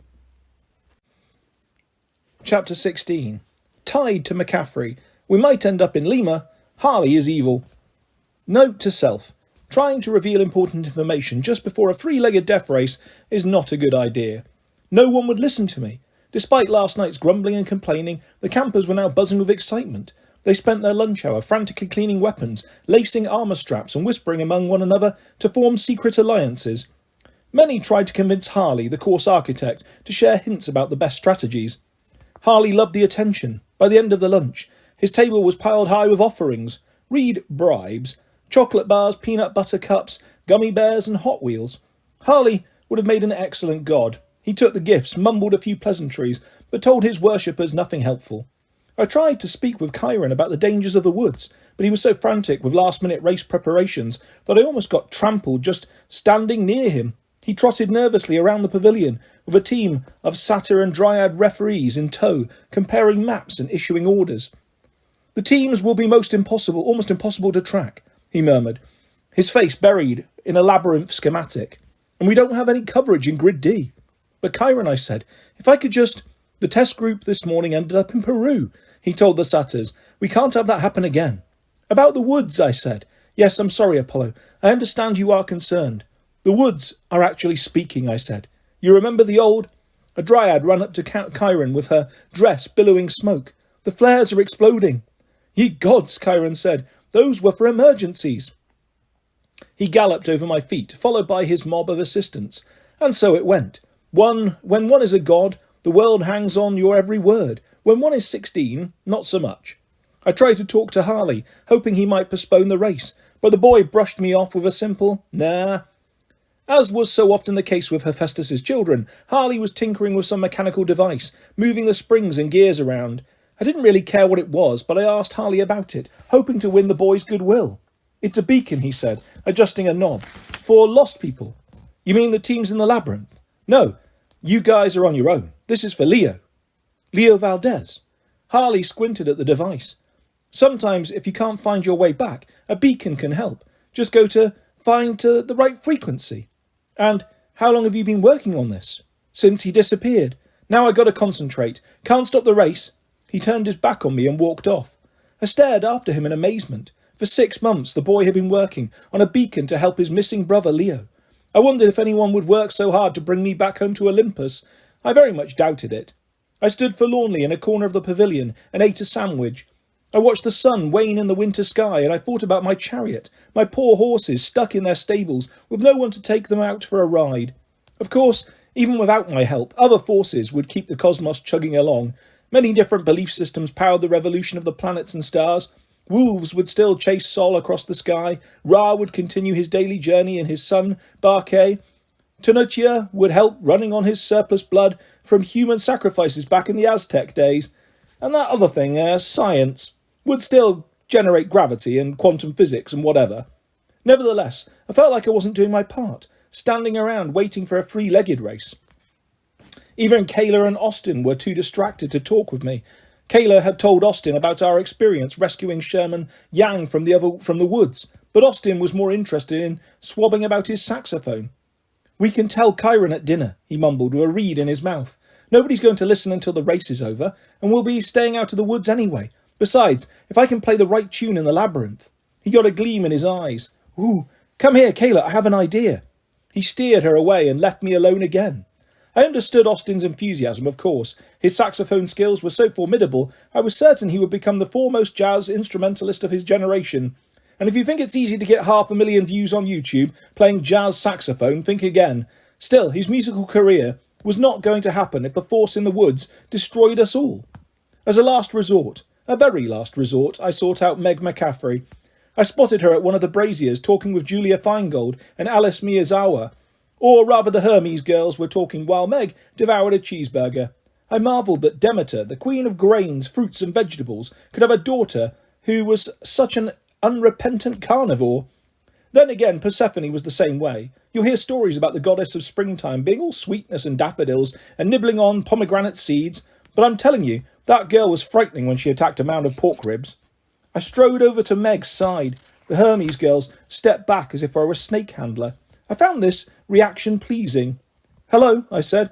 What are we talking about? Meg wiped her mouth on the back of her hand. These two want to know our plans for the race. I'm sure they do. I plucked a small magnetic listening device from Meg's coat sleeve and tossed it back to Alice. Alice smiled sheepishly. Can't blame us for trying. No, of course not, I said. In the same spirit, I hope you won't mind what I did to your shoes. Have a good race. The girls shuffled off nervously, checking the soles of their sneakers. Meg looked at me with something resembling respect. What did you do to them? Nothing, I said. Half the trick to being a god is knowing how to bluff. She snorted. So what's our top secret plan? Wait, let me guess. You don't have one. You're learning. Honestly, I meant to come up with one, but I got sidetracked. We have a problem. Sure do. From her coat pocket she pulled 2 loops of bronze, like resistant bands of braided metal. You've seen these? They wrap around our legs. Once they're on, they stay on until the race is over. No way to get them off. I hate restraints. I agree. I was tempted to add, especially when I am tied to a small child named Meg, but my natural diplomacy won out. However, I was referring to a different problem. I told her about the incident during archery, when Sherman had almost been lured into the forest. Meg removed her cat-eye glasses. Without the lenses, her dark irises looked softer and warmer, like tiny plots of planting soil. You think something in the woods is calling for people? I think something in the woods is answering people. In ancient times, there was an oracle. Yeah, you told me, Delphi. No, another oracle, even older than Delphi. It involved trees, an entire grove of talking trees. Talking trees? Meg's mouth twitched. What was that oracle called? I can't remember. I ground my teeth. I should know. I should be able to tell you instantly, but the information, it's almost as if it's eluding me on purpose. That happens sometimes, Meg said. You'll think of it. But it never happens to me, stupid human brain. At any rate, I believe this grove is somewhere in these woods. I don't know how or why. The whispering voices, though, they are from this hidden oracle.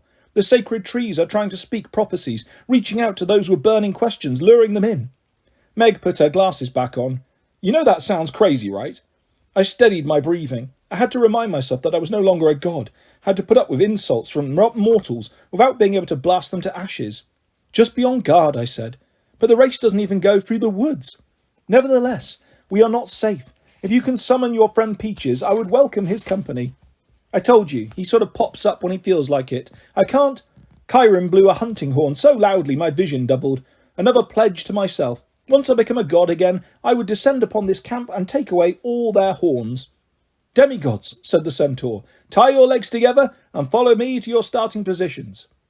We gathered in a meadow about 100 yards from the big house. Making it that far without a single life-threatening incident was a minor miracle. With my left leg bound to Meg's right, I felt the way I used to in Leto's womb just before my sister and I were born. And yes, I remember that quite well. Artemis was always shoving me aside, elbowing me in the ribs and generally being a womb hog. I said a silent prayer that if I got through this race alive, I would sacrifice a bull to myself and possibly even build myself a new temple. I am a sucker for bulls and temples. The satyrs directed us to spread out across the meadow. Where is the starting line? Holly Victor demanded, shoving her shoulder ahead of her sister's. I want to be the closest. I want to be the closest, Laurel corrected. You can be second closest. Not to worry. Woodrow the satyr sounded very worried. We'll explain everything in a moment. As soon as I know what to explain. Will Solis sighed. He was, of course, tied to Nico. He propped his elbow on Nico's shoulder as if the son of Hades were a convenient shelf. I miss Grover. He used to organise things like this so well. I'd settled for Coach Hedge. Nico pushed Will's arms off. Besides, don't talk about Grover too loudly. Juniper's right over there.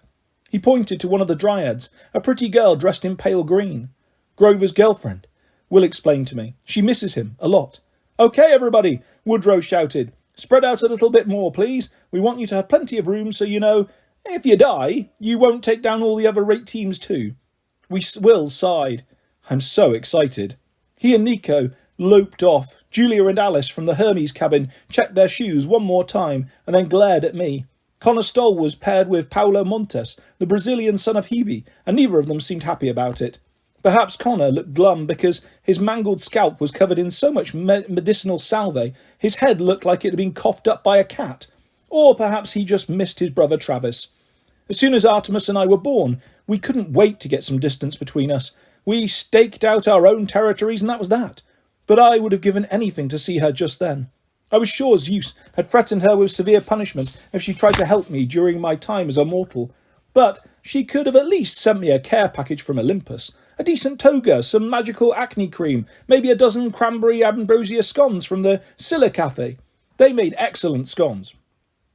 I scanned the other teams. Kayla and Austin were bound together, looking like a deadly pair of street performers with her bow and his saxophone. Kiara, the cute girl from Taiki, was stuck with her nemesis, Damian White, son of, well, Nemesis. Billy and G from Demeter was leg-tied with Valentina Diaz, who was hastily checking her makeup in the reflective surface of Billy's silver coat. Valentina didn't seem to notice that 2 twigs were sprouting from her hair like tiny deer antlers. I decided the biggest threat would be Malcolm Pace. You can never be too careful with children of Athena. Surprisingly, though, he paired himself with Sherman Yang. That didn't seem like a natural partnership, unless Malcolm had some sort of plan. Those Athena children always had a plan. It rarely included letting me win. The only demigods not participating were Harley and Nissa, who had set up the course. Once the satyrs judged we had all spread out sufficiently, and our leg bindings had been double-checked, Harley clapped for our attention. "Okay," he bounced up and down eagerly, reminding me of the Roman children who used to cheer for executions at the Colosseum. "Here's the deal. Each team has to find 3 golden apples, then get back to this meadow alive." Grumbling broke out among the demigods. "Golden apples," I said. "I hate golden apples. They bring nothing but trouble." Meg shrugged. "I like apples." I remembered the rotten one she used to break Cade's nose in the alley. I wondered if perhaps she could use golden apples with the same deadly skill. Perhaps we stood a chance after all. Laurel Victor raised her hand. "You mean the first team back wins?" "Any team that gets back alive wins," Harley said. "That's ridiculous," Holly said. "There can only be one winner. First team back wins." Harley shrugged. "Have it your way. My only rules are stay alive and don't kill each other." "Okay." Paulo started complaining so loudly in Portuguese that Connor had to cover his left ear. Now, Kyron called. His saddlebags were overflowing with extra first aid kits and emergency flares. "We don't need any help making this a dangerous challenge. Let's have a good clean 3-legged death race. And another thing, campers, given the problems our test group had this morning, please repeat after me. Do not end up in Peru." "Do not end up in Peru," everyone chanted. Sherman Yang cracked his knuckles. "So, where is the starting line?" "There is no starting line," Harley said with glee. "You're all starting from right where you are." The campers looked around in confusion. Suddenly, the meadow shook. Dark lines etched across the grass, forming a giant green checkerboard. "Have fun," Charlie squealed. The ground opened beneath our feet, and we fell into the labyrinth. Chapter 17. Bowling balls of death. Rolling towards my enemies, I'll trade you problems. At least we did not land in Peru. My feet hit stone, jarring my ankles. We stumbled against a wall, but Meg provided me with a convenient cushion. We found ourselves in a dark tunnel braced with oaken beams. The hole we'd fallen through was gone, replaced by an earthen ceiling. I saw no sign of the other teams, but from somewhere above I could vaguely hear Harley chanting, "Go, go, go!" "When I get my powers back," I said, "I will turn Harley into a constellation called the Ankle Biter. At least constellations are silent." Meg pointed down the corridor. "Look." As my eyes adjusted, I realised the tunnel's dim light emanated from a glowing piece of fruit about 30 yards away. "A golden apple," I said. Meg lurched forward, pulling me with her. "Wait," I said. "There might be traps." As if to illustrate my point, Connor and Paolo emerged from the darkness at the other end of the corridor. Paolo scooped up the golden apple and shouted, "Brazil!" Connor grinned at us. "Too slow, suckers." The ceiling opened above them, showering them with iron orbs the size of cantaloupe melons. Connor yelped, "Run!" He and Paolo executed an awkward 180 and hobbled away, hotly pursued by a rolling herd of cannonballs with sparking fuses. The sounds quickly faded. Without the glowing apple, we were left in total darkness. "Great," Meg's voice echoed. "Now what?" "I suggest we go in the other direction." That was easier said than done. Being blind seemed to bother Meg more than it did me. Thanks to my mortal body, I already felt crippled and deprived of my senses. Besides, I often relied on more than sight. Music required keen hearing. Archery required a sensitive touch and the ability to feel the direction of the wind. Okay, sight was also helpful, but you get the idea. We shuffled ahead, our arms extended in front of us. I listened for suspicious clicks, snaps, or creaks that might indicate an incoming flock of explosions, but I suspected that if I did hear any warning signs, it would be too late. Eventually, Meg and I learned to walk with our bound legs in synchronicity. It wasn't easy. I had a flawless sense of rhythm. Meg was always a quarter of a beat slow or fast, which kept us veering left or right and running into walls. We lumbered along for what might have been minutes or days. In the labyrinth, time was deceptive. I remembered what Austin had told me about the labyrinth feeling different since the death of its creator. I was beginning to understand what he meant. The air seemed fresher, as if the maze hadn't been chewing up quite so many bodies. The walls didn't radiate the same malignant heat. As far as I could tell, they weren't oozing blood or slime either, which was a definite improvement. In the old days, you couldn't take a step inside Daedalus's labyrinth without sensing its all-consuming desire. I will destroy your mind and your body. Now the atmosphere was sleepier, the message not quite as virulent. Hey, if you die in here, that's cool. I never liked Daedalus, I muttered. That old rascal didn't know when to stop. He always had to have the latest tech, the most recent updates. I told him not to make the maze self-aware. AI will destroy us, man, I said, but no, he had to give the labyrinth a malevolent consciousness. I don't know what you're talking about, Meg said, but maybe you shouldn't badmouth the maze while we're inside it. Once, I stopped when I heard the sound of Austin's saxophone. It was faint, echoing through so many corridors I couldn't pinpoint where it was coming from. Then it was gone. I hoped he and Kayla had found their free apples and escaped safely. Finally, Meg and I reached a Y in the corridor. I could tell this from the flow of the air and the temperature differential against my face. Why did we stop? Meg asked. Shh. I listened intently. From the right-hand corridor came a faint whining sound, like a table saw. The left-hand corridor was quiet, but it exuded a faint odour that was unpleasantly familiar. Not sulphur, exactly, but a vaporous mix of minerals from deep in the earth. I don't hear anything, Meg complained. A soaring noise to the right, I told her. To the left, a bad smell. I choose the bad smell. Of course you do. Meg blew me one of her trademark raspberries and then hobbled to the left, pulling me along with her. The bronze bands around my leg began to chafe. I could feel Meg's pulse through her femoral artery, messing up my rhythm. Whenever I get nervous, which doesn't happen often, I like to hum a song to calm myself. Usually Ravel's Bolero or the ancient Greek song of Siculus. But with Meg's pulse throwing me off, the only thing I could conjure was the chicken dance, and that was not soothing. We edged forward. The smell of volcanic fumes intensified. My pulse lost its perfect rhythm. My heart knocked against my chest with every cluck, cluck, cluck, cluck of the chicken dance. I feared I knew where we were. I told myself it wasn't possible. We couldn't have walked halfway around the world. But this was the labyrinth. Down here, distance was meaningless. The maze knew how to exploit its victims' weaknesses. Worse, it had a vicious sense of humour. I see light, Meg said. She was right. The absolute darkness had changed to a murky grey. Up ahead, the tunnel ended, joining with a narrow, lengthwise cavern like a volcanic vent. It looked as if a colossal claw had slashed across the corridor and left a wound in the earth. I had seen creatures with claws that big down in Tartarus. I did not fancy seeing them again. We should turn around, I said. That's stupid, Meg said. Don't you see the golden glow? There's an apple in there. All I saw were swirling plumes of ash and gas. The glow could be lava, I said, or radiation, or eyes. Glowing eyes are never good. It's an apple, Meg insisted. I can smell apple. Oh, now you develop keen senses.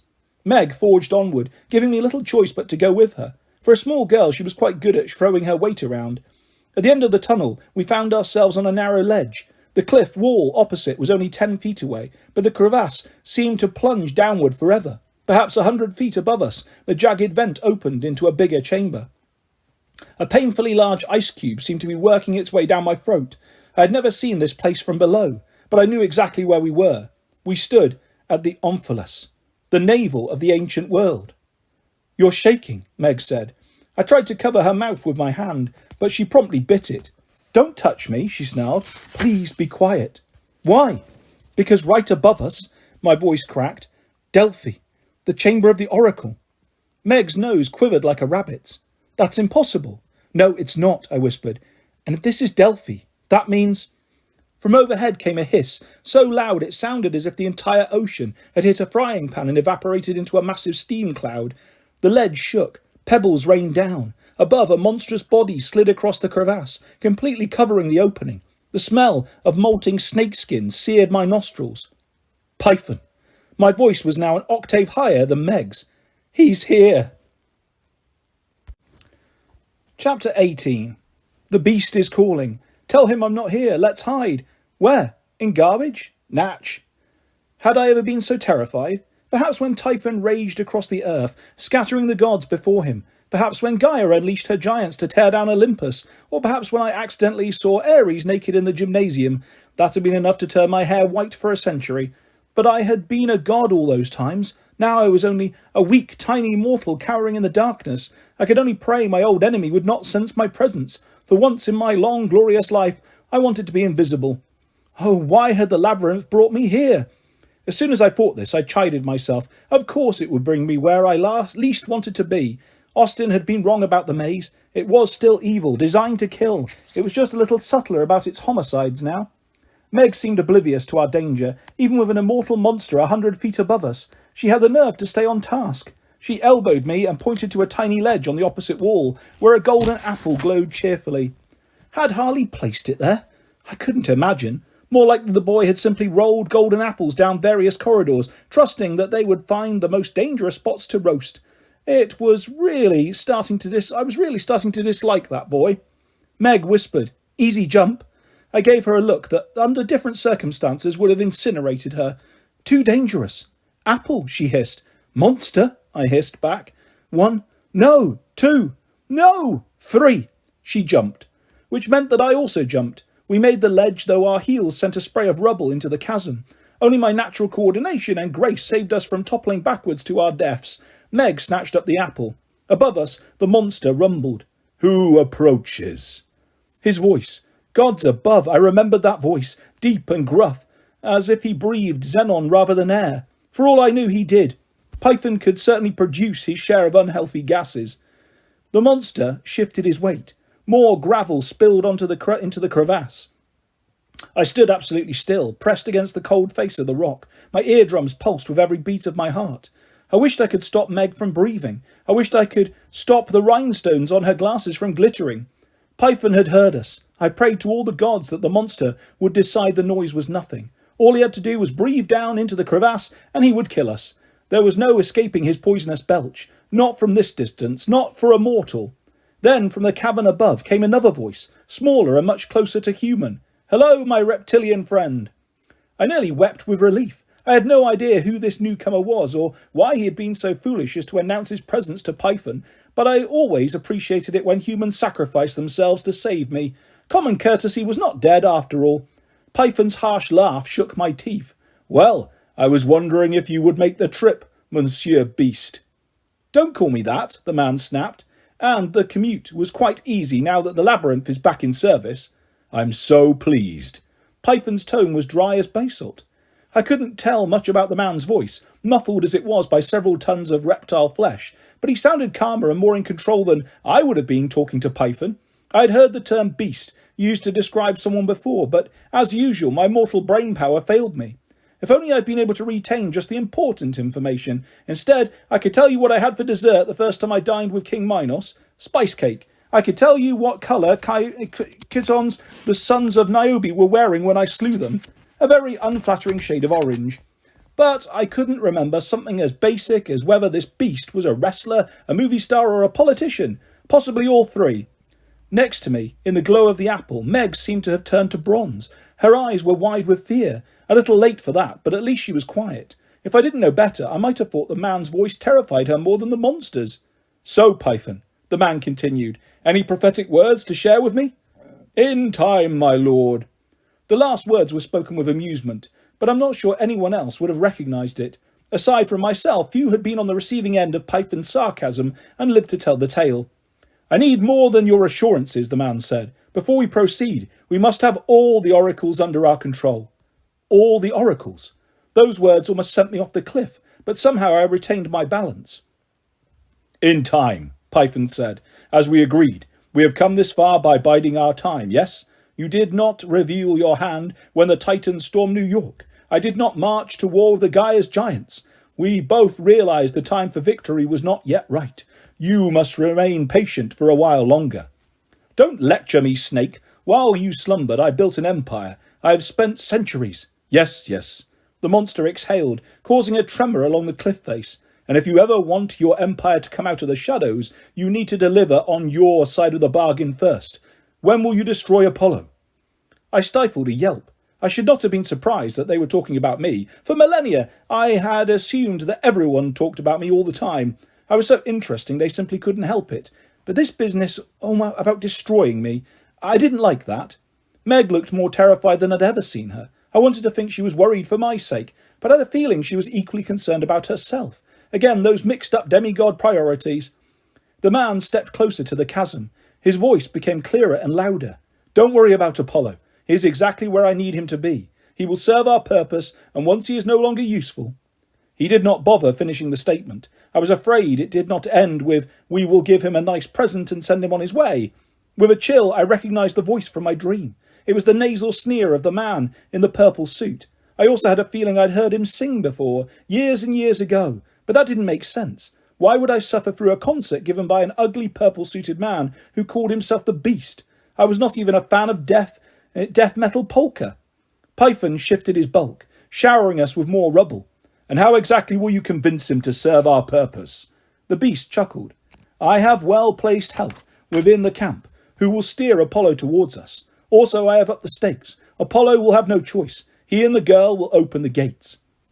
A whiff of Python vapour floated across my nose, enough to make me dizzy, hopefully not enough to kill me. "I trust you are right," said the monster. "Your judgment in the past has been questionable. I wonder if you have chosen the right tools for this job. Have you learned from your past mistakes?" The man snarled so deeply, I could almost believe he was turning into a beast. I'd seen that happen enough times.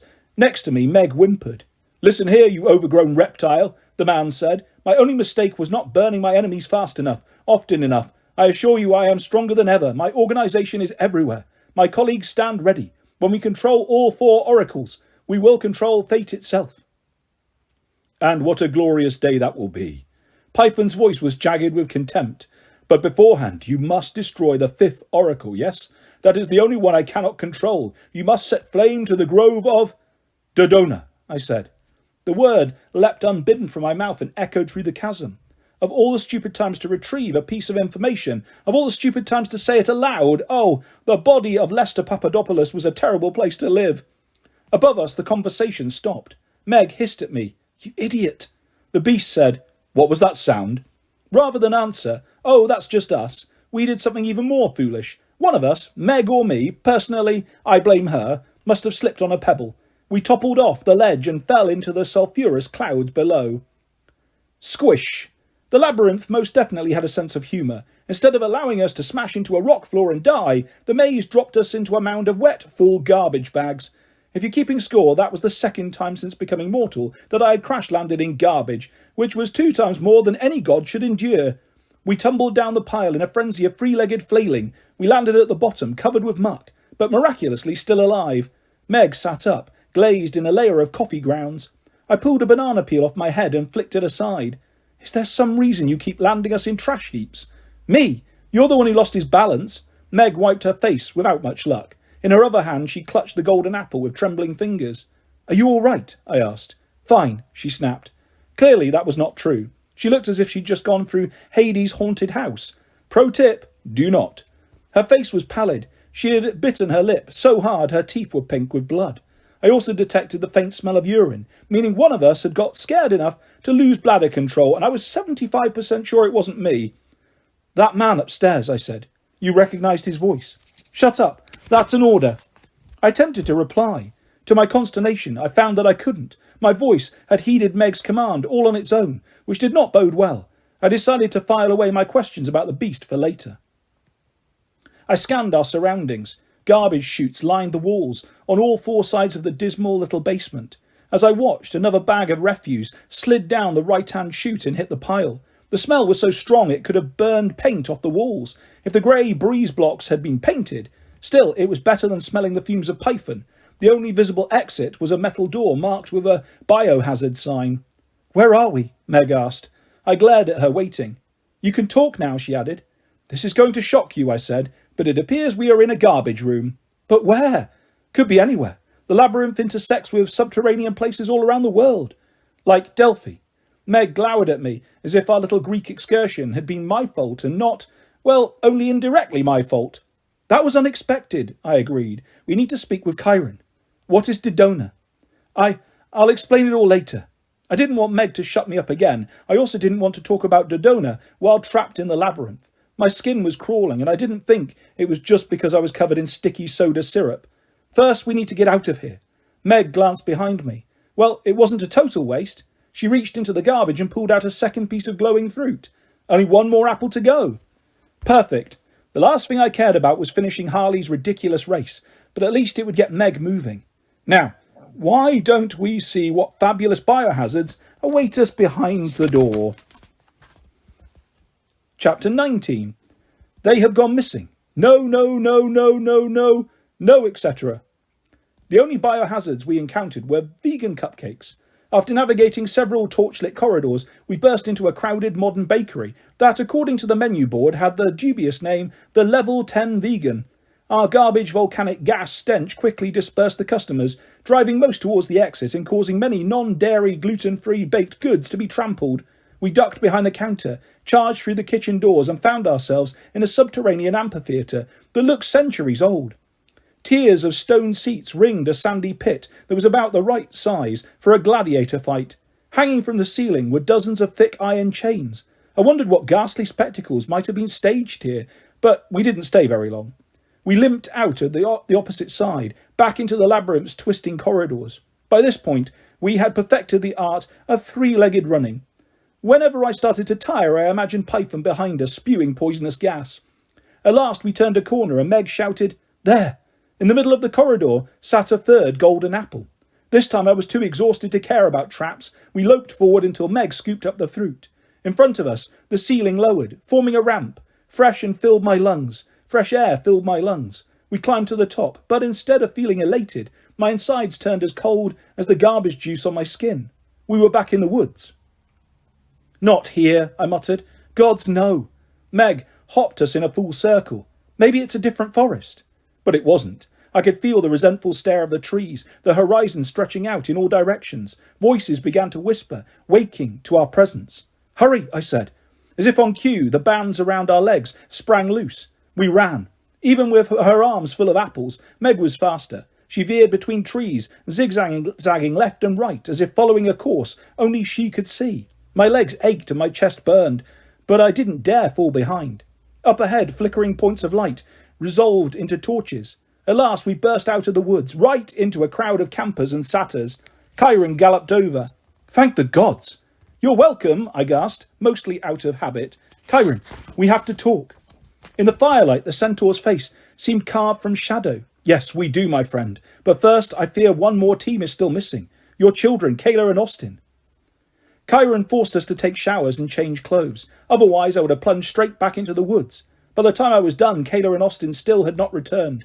Chiron had sent search parties of dryads into the forest, on the assumption that they would be safe in their home territory, but he adamantly refused to let demigods join the hunt.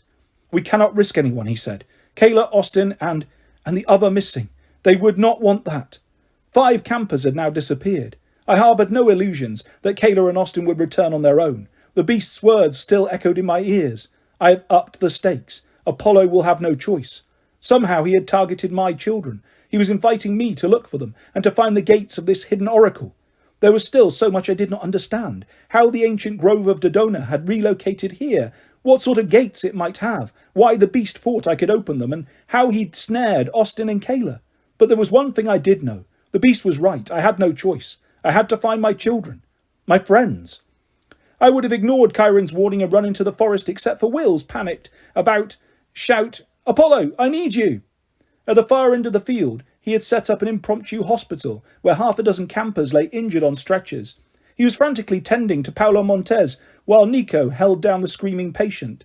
I ran to Will's side and winced at what I saw. Paolo had managed to get one of his legs sawn off. "I got it reattached," Will told me, his voice shaky with exhaustion. His scrubs were speckled with blood. "I need somebody to keep him stable."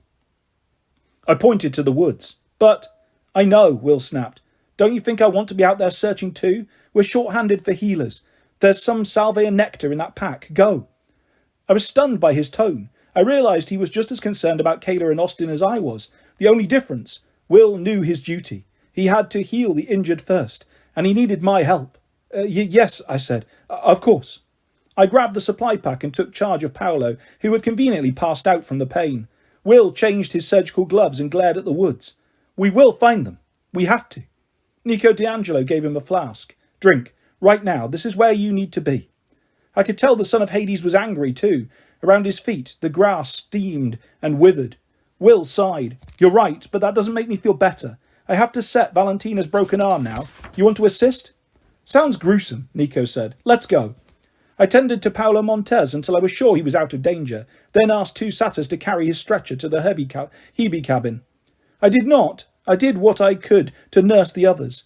Chiara had a mild concussion. Billy and G had come down with a case of Irish dancing. Holly and Laurel needed pieces of shrapnel removed from their backs, thanks to a close encounter with an exploding chainsaw frisbee.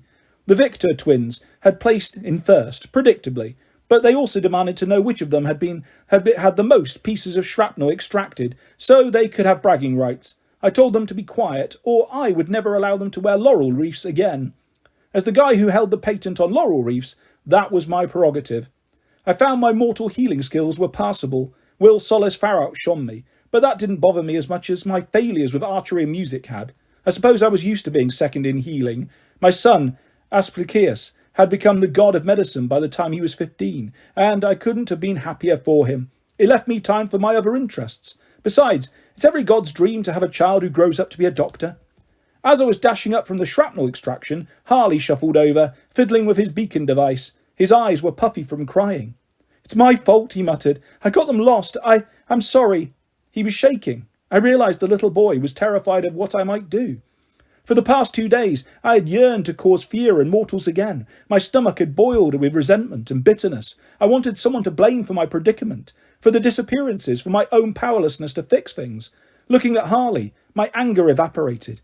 I felt hollow, silly, ashamed of myself. Yes, me, Apollo, ashamed. Truly, it was an event so unprecedented, it should have ripped apart the cosmos. "It's all right," I told him. He sniffled. "The racecourse went into the woods. It shouldn't have done that. They got lost and... Harley," I placed my hands over his. "May I see your beacon?" He blinked the tears away. I guess he was afraid I might smash his gadget, but he let me take it. "I'm not an inventor," I said, turning the gears as gently as possible. "I don't have your father's skills, but I do know music. I believe automatons prefer a frequency of E at 329.6 Hz. It resonates best with celestial bronze if you adjust your signal." Festus might hear it. Harley's eyes widened. "Really?" "I don't know," I admitted, "just as you could not have known what the labyrinth would do today. But that doesn't mean we should stop trying. Never stop inventing, son of Hephaestus." I gave him back his beacon. For a count of 3, Harley stared at me in disbelief. Then he hugged me so hard he nearly re-broke my ribs, and he dashed away. I tended to the last of the injured, while the harpies cleaned the area, picking up bandages, torn clothing and damaged weapons. They gathered the golden apples in a basket and promised to bake us some lovely glowing apple turnovers for breakfast. At Chiron's urging, the remaining campers dispersed back to their cabins. He promised them we would determine what to do in the morning, but I had no intention of waiting. As soon as we were alone, I turned to Chiron and Meg. "I'm going after Kayla and Austin," I told them. "You can join me or not." Chiron's expression tightened. "My friend, you're exhausted and unprepared. Go back to your cabin. It will serve no purpose." "No." I waved him off, as I once might have done when I was a god. The gesture probably looked petulant coming from a 16-year-old nobody, but I didn't care. "I have to do this." The centaur lowered his head. "I should have listened to you before the race. You tried to warn me. What did you discover?" The question stopped my momentum like a seatbelt. After rescuing Sherman Yang, after listening to Python in the labyrinth, I had felt certain I knew the answers. I had remembered the name Dodona, the stories about talking trees. Now my mind was once again a bowl of fuzzy mortal soup. I couldn't recall what I've been so excited about or what I had intended to do about it. Perhaps exhaustion and stress had taken their toll, or maybe Zeus was manipulating my brain, allowing me tantalizing glimpses of the truth, then snatching them away, turning my aha moments into her moments. I howled in frustration. "I don't remember." Meg and Chiron exchanged nervous glances. "You're not going," Meg told me firmly. "What? You can't?" "That's an order," she said. "No going into the woods until I say so." The command sent a shudder from the base of my skull to my heels. I dug my fingernails into my palms. "Meg McCaffrey, if my children die because you wouldn't let me, like Chiron said, you'd just get yourself killed. We'll wait for daylight." I thought how satisfying it would be to drop Meg from the sun chariot at high noon. Then again, some small rational part of me realised she might be right. I was in no condition to launch a one-man rescue operation. That just made me angrier. Chiron's tail swished from side to side. "Well then, I will see you both in the morning. We will find a solution, I promise you that." He gave me one last look, as if worried I might start running in circles and baying at the moon. And then he trotted back towards the big house. I scowled at Meg. I'm staying out here tonight, in case Kayla and Austin come back, unless you want to forbid me from doing that too. She only shrugged. Even her shrugs were annoying. I stormed off to the me cabin and grabbed a few supplies, a flashlight, 2 blankets, a flask of water. As an afterthought, I took a few books from Will Solis's bookshelf. No surprise he kept reference materials about me to share with new campers. I thought perhaps the books might help jog my memories. Failing that, they'd make good tinder for a fire. When I returned to the edge of the woods, Meg was still there. Hadn't expected her to keep vigil with me. Being Meg, she had apparently decided it would be the best way to irritate me. She sat next to me on my blanket and began eating a golden apple, which she had hidden in her coat. Winter mist drifted through the trees. The night breeze rippled through the grass, making patterns like waves. Under different circumstances, I might have written a poem about it. In my present state of mind, I could only have managed a funeral dirge, and I did not want to think about death. I tried to stay mad at Meg, but I couldn't manage it. I suppose she had my best interests at heart, or at least she wasn't ready to see her new godly servant get himself killed. She didn't try to console me. She asked me no questions. She amused herself by picking up small rocks and tossing them into the woods. That I didn't mind. I happily would have given her a catapult if I'd had one. As the night wore on, I read about myself in Will's books. Normally this would have been a happy task. I am, after all, a fascinating subject. This time, however, I gained no satisfaction from my glorious exploits. They all seemed like exaggerations, lies, and, well, myths. Unfortunately, I found a chapter about oracles. Those few pages stirred my memory, confirmed my worst suspicions. I was too angry to be terrified. I stared at the woods and dared the whispering voices to disturb me. I thought, come on then, take me too. The trees remained silent. Kayla and Austin did not return. Towards dawn it started to snow. Only then did Meg speak. We should go inside. And abandon them? Don't be stupid. Snow salted the hood of her winter coat. Her face was hidden except for the tip of her nose and the glint of rhinestones on her glasses. You'll freeze out here. I noticed she didn't complain about the cold herself. I wondered if she even felt uncomfortable, or if the power of Demeter kept her safe through the winter like a leafless tree or a dormant seed in the earth. They were my children. It hurt me to use the past tense, but Kayla and Austin felt irretrievably lost. I should have done more to protect them. I should have anticipated that my enemies would target them to hurt me. Meg chucked another rock at the trees. You've had a lot of children. You take the blame every time one of them gets in trouble? The answer was no. Over the millennia, I had barely managed to remember my children's names. If I sent them an occasional birthday card or magic flute, I felt really good about myself. Sometimes I wouldn't realise one of them had died until decades later. During the French Revolution, I got worried about my boy Louis XIV, the Sun King, and then went down to check on him and found that he had died 75 years earlier. Now, though, I had a mortal conscience. My sense of guilt seemed to have expanded as my lifespan contracted. I couldn't explain that to Meg. She would never understand. She'd probably just throw a rock at me. It's my fault Python retook Delphi, I said. If I had killed him the moment he reappeared, while I was still a god, he would never have become so powerful. He would never have made an alliance with this beast. Meg lowered her face. You know him, I guessed. In the labyrinth, when you heard the beast's voice, you were terrified. I was worried she might order me to shut up again. Instead, she silently traced the crescents on her gold rings. Meg, he wants to destroy me, I said. Somehow he's behind these disappearances. The more we understand about this man. He lives in New York. I waited.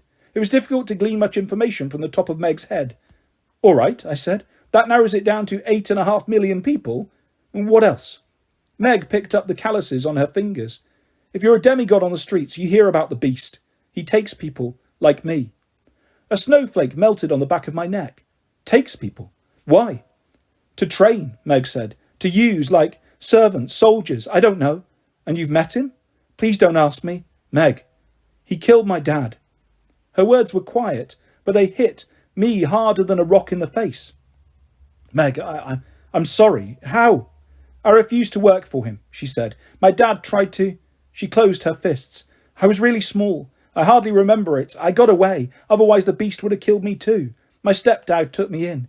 He was good to me. You asked why he trained me to fight? Why he gave me the rings? He wanted me to be safe, to be able to protect myself. From the beast. Her hood slipped and dipped. Being a good demigod, training hard, that's the only way to keep the beast away. Now you know. In fact, I had more questions than ever, but I sensed that Meg was in no mood for further sharing.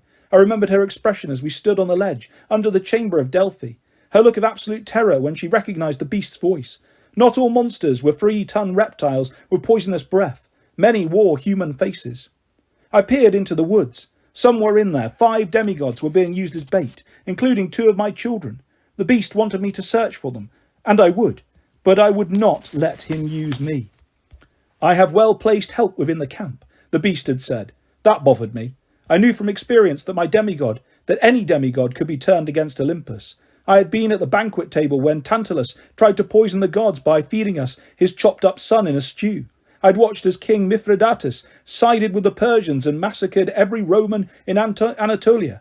I'd witnessed Queen Clytemnestra turn homicidal, killing her husband Agamemnon, just because he made one little human sacrifice to me. Demigods are an unpredictable bunch. I glanced at Meg.